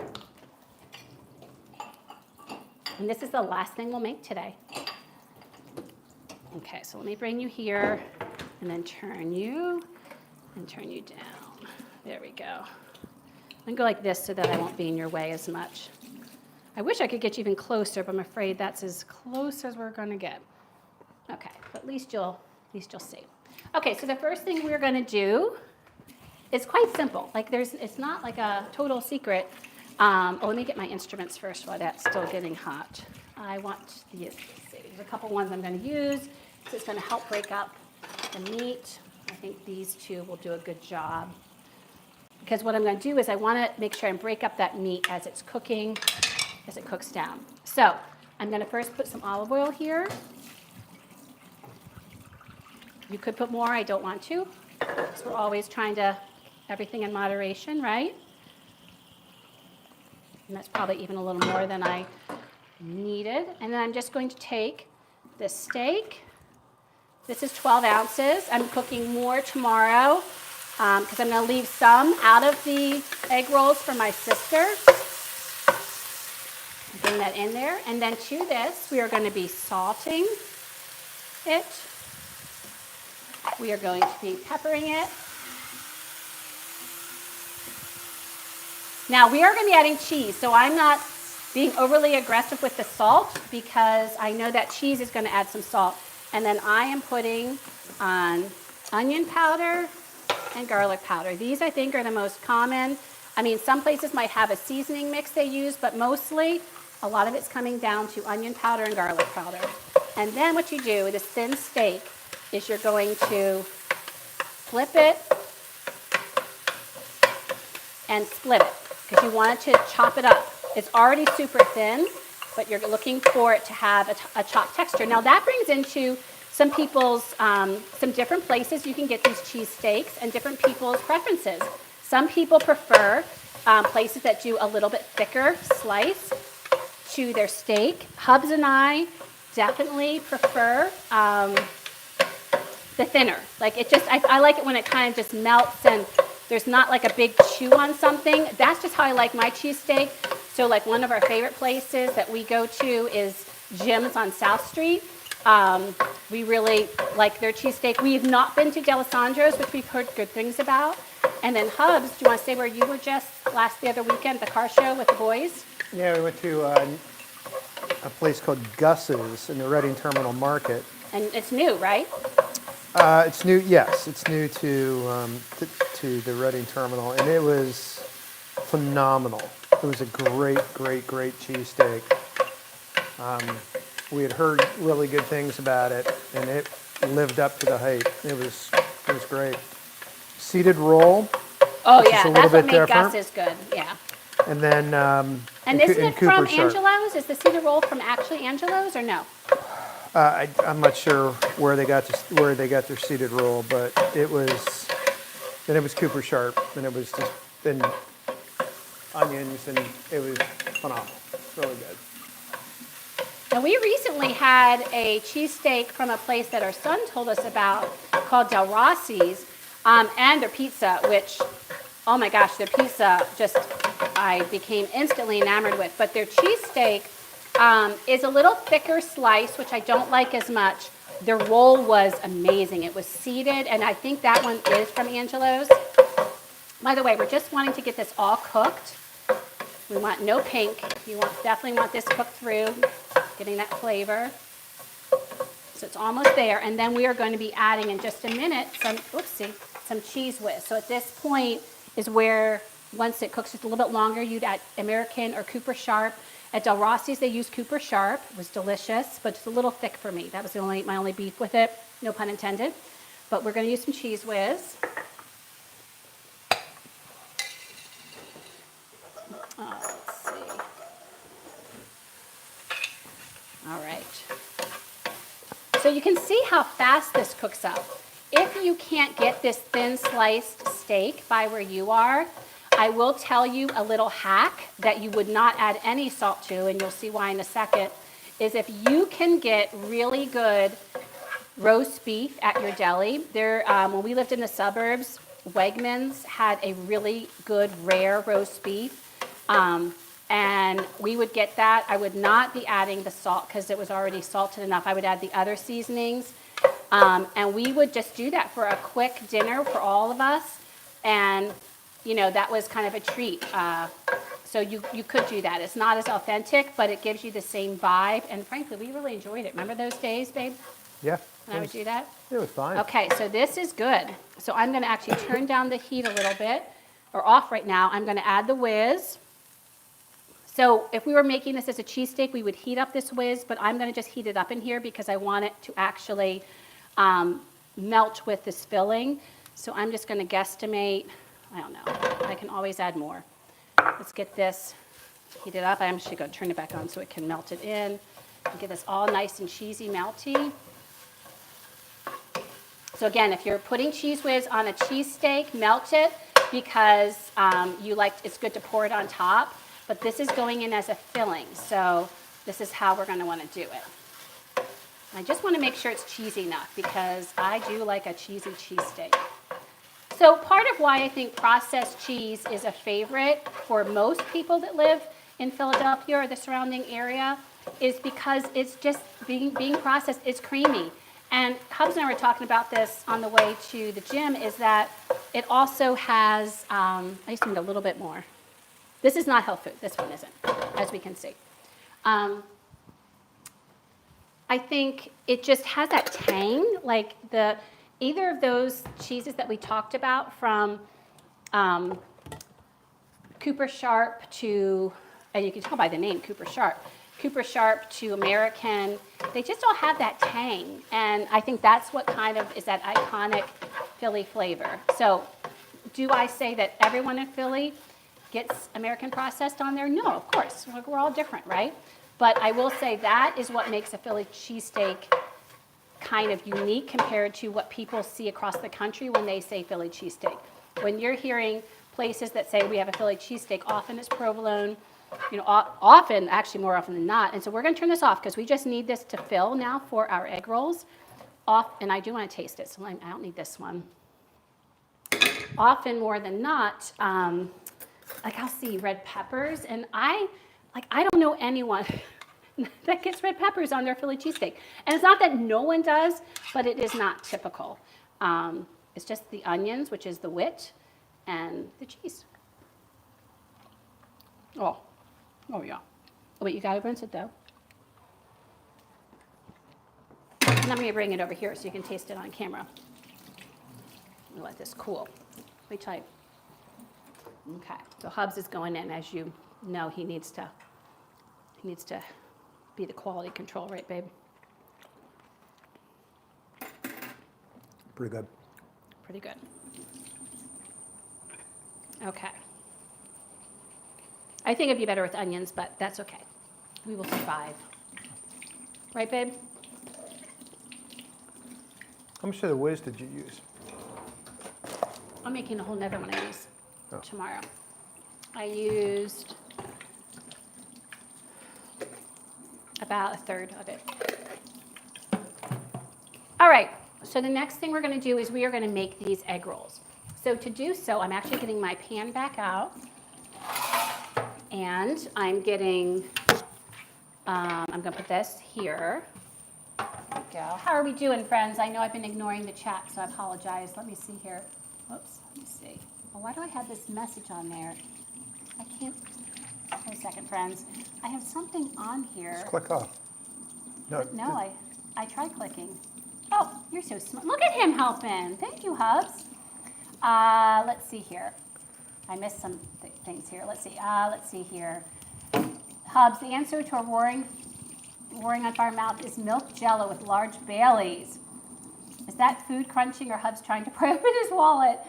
Oh my goodness. A tremendous, yes, this is all, we're all about the sampling. Remember, we didn't have lunch today. So, you say pitcher, we say bucket. Gotcha. Let's see. Oh, Arch. Bringing up the gin again. Let's see here. And Mom likes the small curds. Okay, good to know. And Velveeta, Drew, I think Velveeta, thank you for that, would be totally fine. Because again, it's that processed cheese. I've never used Velveeta, but don't you think Velveeta would be the same kind of thing? Yeah. Yeah, absolutely. Probably. That's a good point. So,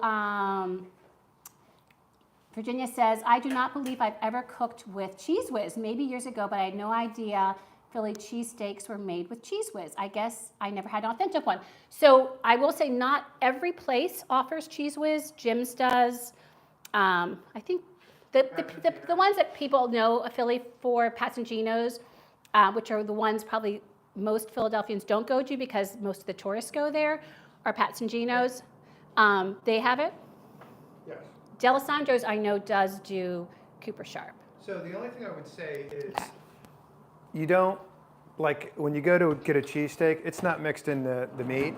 It's drizzled on top. Yeah, basically the meat's done. They put that, they slap that on the bun, and then they drizzle, I mean like a heavy drizzle of the whiz. Yep.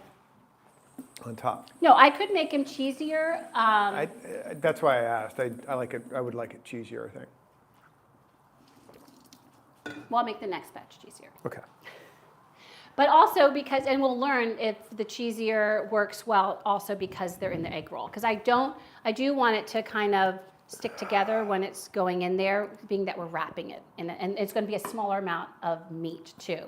So okay, so to do this, you need to get egg roll wraps. And egg roll wraps, at most grocery stores, at least by us, they have.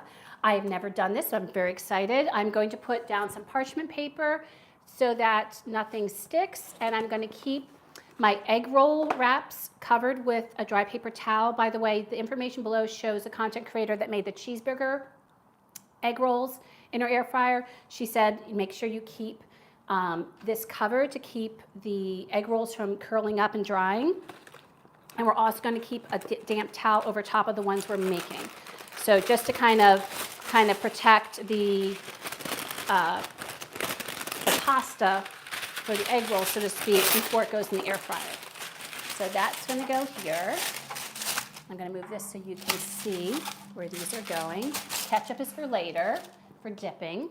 And with ketchup, you could have fun. You could make like a sriracha ketchup if you want to bring some heat. We'll just stick with regular ketchup because I know the crowd, that's what they would want most, is regular ketchup. And let me get my towel. I'm just going to use a damp tea towel to cover up once I make them. So again, we're just making half of them today. I'll make the other half tomorrow. And then they're going to go in the air fryer. So in the air fryer, I'm not going to, actually, you know what? I might heat it up now just so it'll heat up. Let me just try to get the dampness everywhere. I think that'll be fine. Okay, so I have my damp tea towel. It sounded like I said I have my damn tea towel. I know, it sounded like I was cursing. Damn tea towels. But I was saying damp. So I'm actually just going to get this preheating just so it's ready to go, and I'm going to check my my notes for what we do. We are going to be using some olive oil, and I'm going to be brushing it on. So I'm going to get a little bowl so I can brush the olive oil on. So this one, the cooking technique is from Jordan, from allairfryerrecipes.com. So I'm following her cooking technique of these egg rolls. And yeah, so there we go. So I'm going to get this back out just because I can use it to make my egg rolls. So what we're going to do is we're going to open the package of our egg rolls. I need a knife or scissors. And if you know how to roll up, I always wish they would just have that little tab that would really help make life easier. I'm going to use a knife. If you've ever made a burrito, it's a very similar technique of the top, the sides, and then rolling up. The only other thing I do want to make sure I do is I want to have a little bit of water to dampen the last corner so it sticks. So I'm giving my water there. Didn't want to forget that. So let me just get my knife in here so I can start this. There we go. There we go. Okay. This one's sticking to the top. Let's see. Whoop. There we are. Okay. So I'm going to get one of my egg roll wrappers here. I hope you can see this okay. One egg roll wrapper here. I'm going to cover it with my damp paper towel. And we're going to turn it this way, so the point is facing you. And then I'm going to be taking, there we go. Then I'm going to be taking about 2 tablespoons, 2 to 3, I think she said 2 to 3 tablespoons of the filling. This is where I always get in my head. Like this might be too much, I don't know. Take 2 to 3 tablespoons of the filling. Of course, now I've just gotten it all beefy too. I'm a mess. Can't take me anywhere. Okay, so 2 to 3 tablespoons of the filling. And you're going to wrap the first corner over. And then you're going to wrap the side in. And then this side in. Like so. And then take your fingers. And this corner right here, you're wetting. So that when you tuck it all in, it'll help adhere. So then you've got this nice little egg roll, just like that. See that? I'm shaking because I'm a little nervous because I've not done this. See? You too can have a live stream, right? And then we're going to just I'm going to put this actually face down just so it doesn't decide to do anything it shouldn't. And I am going to cover that with my tea towel, my damp tea towel. There we go. And so that's it. Like, I mean, it's not rocket science. We're filling and rolling. So let me get my next one. And I will say that these egg roll wrappers so far, actually I won't say it yet. I'll wait till we're done because I feel like I'm going to jinx myself. So I'm not saying anything yet. I think you all know what I was probably going to say, but we're just not going to say it yet because I feel like that's when mistakes or things happen. All right, so let me get some more. Whoops.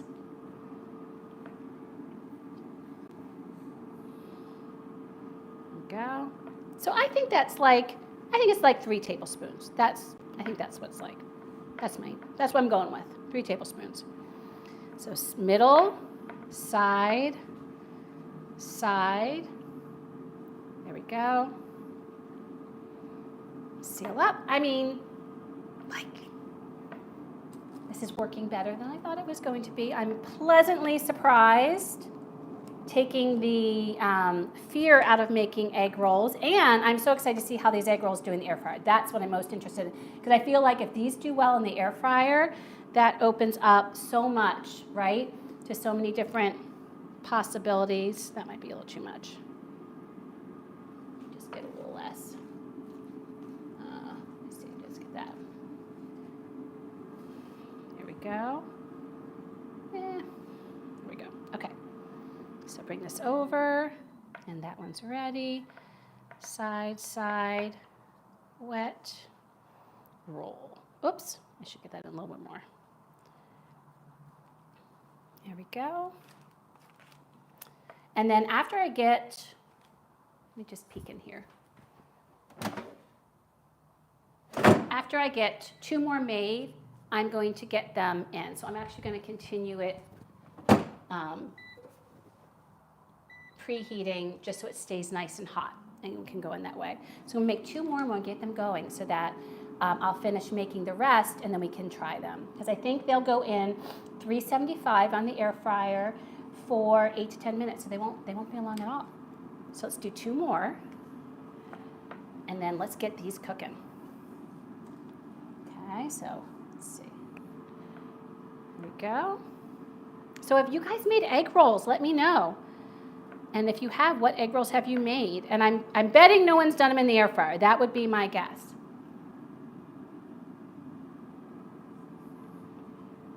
I do love a good egg roll. And I feel like, Hubs, do you agree? Oh, that's the 4th one. We need 2 more. I don't feel like we've found a place yet that really has a good egg roll. You know what? I'm going to get these 4 in because I think this will be enough for about 4 or 5 more, and that way these can be cooking. Let's get this going on. So I'm going to get my oil here. Whoopsie. So do you mean we haven't found a good egg roll? Yeah, I don't feel like we found a city? good egg roll in the city yet. Well, we haven't really looked though. You That's know? true. I mean, we haven't really ordered. I think we found some good spring rolls. I just don't feel Yeah. like we found any good egg rolls. Does that make sense? Okay, so I'm going to actually get 1 more piece because I don't want to do. I'm putting another piece of parchment down. These are ones I get that are just for my air fryer. They fit it exactly because I want to actually oil these and then put them over onto my air fryer, but I just don't want to get my cutting board all oily. So this will protect it a little bit. I know it has holes in it, but it will protect it a little bit. Okay, so now what we're going to do, because we're almost ready to get these cooked, is we're going to take these, and by the way, you could let this filling cool. We're going to take these and we are going to brush them with oil. So there is going to be some oil involved. You could spray, but she brushed them, so I'm doing what she did because hers looked really nice. So that's what I'm doing. She also mentioned, which I thought this was interesting, and I wasn't sure which one I wanted to do because I get what she said, but I also wondered which I prefer, is that you also could do an egg wash and it would make them brown. I wasn't sure how it would do at doing the dough because I feel like the oil does something with the dough that makes it kind of crisp and get some of that air, you know what I mean? Like get that crispiness that we want, even though it's not being traditionally fried. So I didn't want to not do oil, if that makes sense. But if I make these again, especially for myself or another version, I might try the egg and then see which I preferred. So you could do an egg wash. But we're going to do olive oil for today because I just wanted that. I wanted the feeling that it was fried without actually being fried. So I'm just lightly coating it. Again, you could do a spray. I thought about doing a spray, but again, to keep it true to how she had it, I decided I was going to brush it. So now I'm going to put these in. I'm going to get it set up. I'm going to put it at 10 minutes, and I'm going to check them. We might take them out sooner, but I do like a brown egg roll. I want it to get nice and cooked. So with the egg roll wrapper, so 10 minutes, 375. I'm going to put these in, and then I'll put the little shake button that tells me when it's halfway through so I can flip them, okay? So let me turn this off. I'm going to get them in. Get those in right there. They do say they should all have at least an inch of space. Mine have more than an inch of space so that air can go around, right? And I'm going to go, let's see, 375. And they don't have a 75. So, wait, what did I say? 12 minutes. So I need to go to that, go to 12 minutes, and go and shake. Okay, so those are going. Wait, no, that's wrong. It's 10 minutes. All right, let me switch that. Okay, there we go. Now we're on track. My goodness. So I'm going to move this over so we can continue making them while these are cooking. And let's see, did anyone, oh, you all got quiet. So I don't know, maybe people have left. So if you've left, I totally understand this is a longer stream. It's 2:23. It's been, Hubs has rolling his eyes because it's been over 5 hours. It's been over 2 hours, but there was a lot to do. There was a lot of food. There was a lot of food. So again, I'm putting my meat in. Oops, some of it came on there. But so what I will say now that I've gotten some already in is these were easier to make than I expected. So I am pleasantly surprised. I don't know, I just really would have thought this would have been more difficult. And I think, it's so nice that a lot of us have this pre-made egg roll wrap that's there for us. So if you didn't have an air fryer and you wanted to try it in your oven, if you had convection, I would do the exact same instructions but use convection. If you don't have convection, and if you do have convection, the other thing I would say is put them on a rack. So one of the racks that I forgot to ask for Christmas is I want one of those racks that are cross-hatched. I just have the traditional racks that just have lines going one way. I would like one that goes cross to really hold in if I'm using it. So I would definitely do that. And, oops, sorry, I put the water there. So if you are using convection, still put them on a rack on a cookie sheet so that the air can kind of flow around. And if you are just doing it with a regular oven, do that because it will help them have the air going around. And I would flip them. I would halfway through flip them so that, because I do feel like in a regular oven especially, but even with a convection oven, they just get a different experience facing near the sheet as opposed to facing up. Also, something to keep in mind if you're doing it in a regular oven, you might want to have it up higher. So right now, this was 375, so I put it 400. I don't necessarily wouldn't put it right up against it, but you would want it in the upper part of the oven because closer to the element, that might help. And you just want to watch it. Again, different kinds of ovens are going to give you, and I'm not following myself. I can't talk and roll at the same time. Are going to give you different experiences. So you just got to kind of watch and see kind of what happens. So Virginia said, both my oven and my, wait, did that get cut off? Let's see. Oh, you're putting it in. Yes, I'll read it once you get it in there, Virginia. All right. And then these will keep and I can use these up for other applications. Okay, let's see, I want to make sure I have enough for at least one more.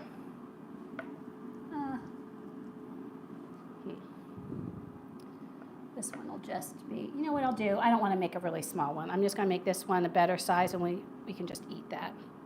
There we go.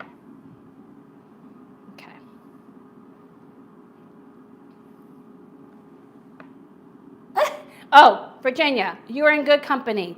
My sister and I say that all the time. Like our fingers are just not cooperating with what we're wanting to put, And Hubs teases me because not only do I have fat fingers too when I'm doing it, but I also do my index finger for everything. So I get mercilessly teased. So I got 4 egg rolls out of that, just as an FYI. And this one's more moist, so I'm actually gonna put that one over top just so that keeps them moist before they go in. So I'm gonna leave this here, and then I'm going to just enjoy.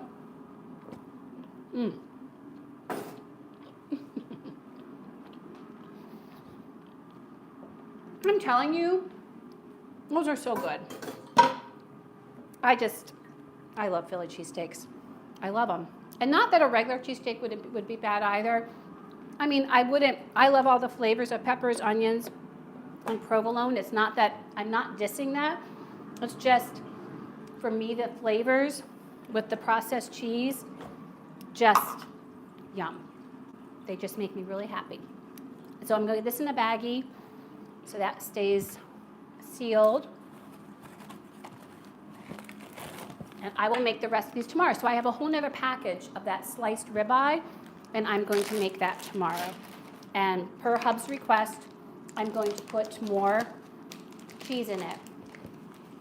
So I will do that. But I'm telling you, that's pretty tasty. Okay, so now we're going to check. So I'm going to bring you all over to check and see how they're doing. I just want to get all the air out of this so it doesn't dry out these, oh goodness. There we go. So these are going to go back in the fridge. But I'll tell you, my big takeaway is that egg rolls are much easier to make than I expected. Let's check out and see how they look. If you're joining us, we're in our last food for the Super Bowl party. We're halfway through. Oh, look at that. Okay, I'm going to flip these guys over. I'm very happy with that. Oh, they look nice there too. Oh my goodness. They look gorgeous. Love it. Okay, they're going back in. They might not need that whole time. We'll see. Don't they look great, Virginia? Oh, so excited about that. And that's in the air fryer. Now, the proof will be in the pudding to see how they taste and at what texture. And you know I will be honest with you. I love my air fryer. Some things, you know, just like anything, some things it does better than others. But I'm always willing to try and see, you know, how it turns out. So while we're waiting for that, I'm going to get these oiled because that way they can go right back in when these come out. So let me get my oil. Very excited how these turned out. And, you know, because we love Asian flavors so much, I would like to make, because we haven't really found, you know, any egg rolls that we love in the city yet, which we haven't really tried, so I will give Hubs that. But I would like to make my own filling. Like, wouldn't that be good? Make some shrimp egg rolls, make some, you know, pork egg rolls, and all those veggies that go inside. Very excited about this.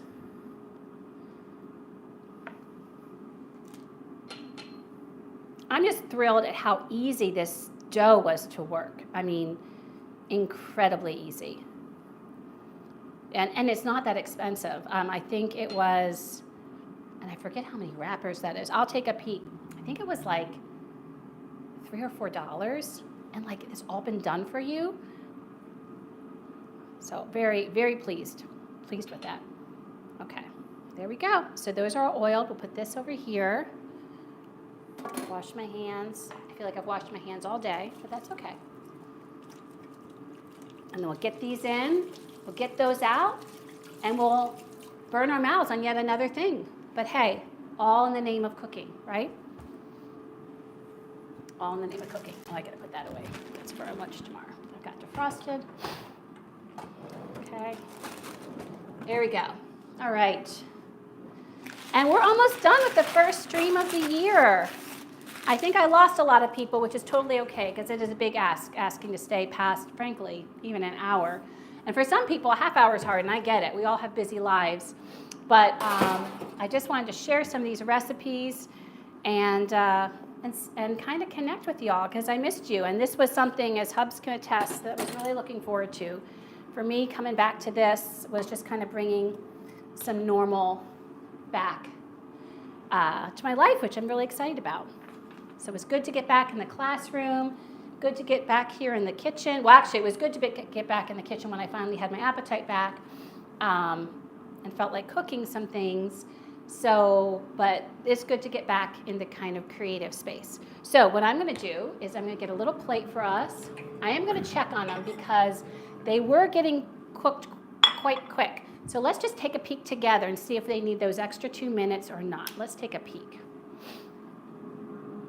Okay, let's see, because we have 2 minutes left. Oh, look how nice those look. Let me turn them and see how they look on the other side. I might take them out. I just want them to be crispy. Whoops, sorry about that. I kind of moved y'all. Let me just touch them. I just feel like I need to see. Oh, they are crisp. I'm going to take them out. I think they look good. Yeah, I'm going to take them out. So let me get my plate. Just a second, friends. I had it right here. let these cool off a little bit. Hubs and I will cut into one of them. In fact, I'm probably going to put these on a rack. And I'm going to put this here and get the other ones in. Let me get my little rack so that I don't want the other ones to get soggy underneath. And then also, you know what? I also don't want to cook these. Don't cook them to the max because they're gonna be going back in here tomorrow to kind of get ready and to be eaten tomorrow. So does that make sense? Like I'm gonna have to reheat them. So I don't want to get them too brown, so they have some room to grow, so to speak. So yeah, I think that's good. So this is the one that we'll be doing, and we'll have a little ketchup there. Let that cool a bit, and let's get this in, and we'll get these going, and then we'll taste and burn our mouths, which is what we try to do here in Philly for everyone. Let me turn that down. I am keeping that seam down where that last part folded. I think that's always a good plan, so that way you know it's not going to flip up because it's going to be right down. We're putting these in. Since mine didn't have 375, I'm putting it in 370, and I'm going to do 10 minutes. And I'm going to flip them halfway. So for my air fryer, now every air fryer is different. Mine doesn't go to 375, so 370 at 10 minutes was good, especially since I'm going to be reheating these tomorrow. The other ones tomorrow, I might make fresh. I might make them, keep them covered, and then put them in so they're fresh. So we'll see. So let me put this here so I can cut it open, because at the restaurant, you know what they do with these? They actually like to have them cut open. Let me get a good knife for you. Oh, there's my chef knife. They have them cut open on the bias, and then you can dip them into ketchup. So let's get it cut. So here we go. All right, so I'm gonna just cut it on the bias. Let me show you again so you all can see. Look at that. So the whole thing. I don't know, let me do it here so you can hear. I mean, that is crisp and hot. Okay, so I'm gonna cut it on the bias.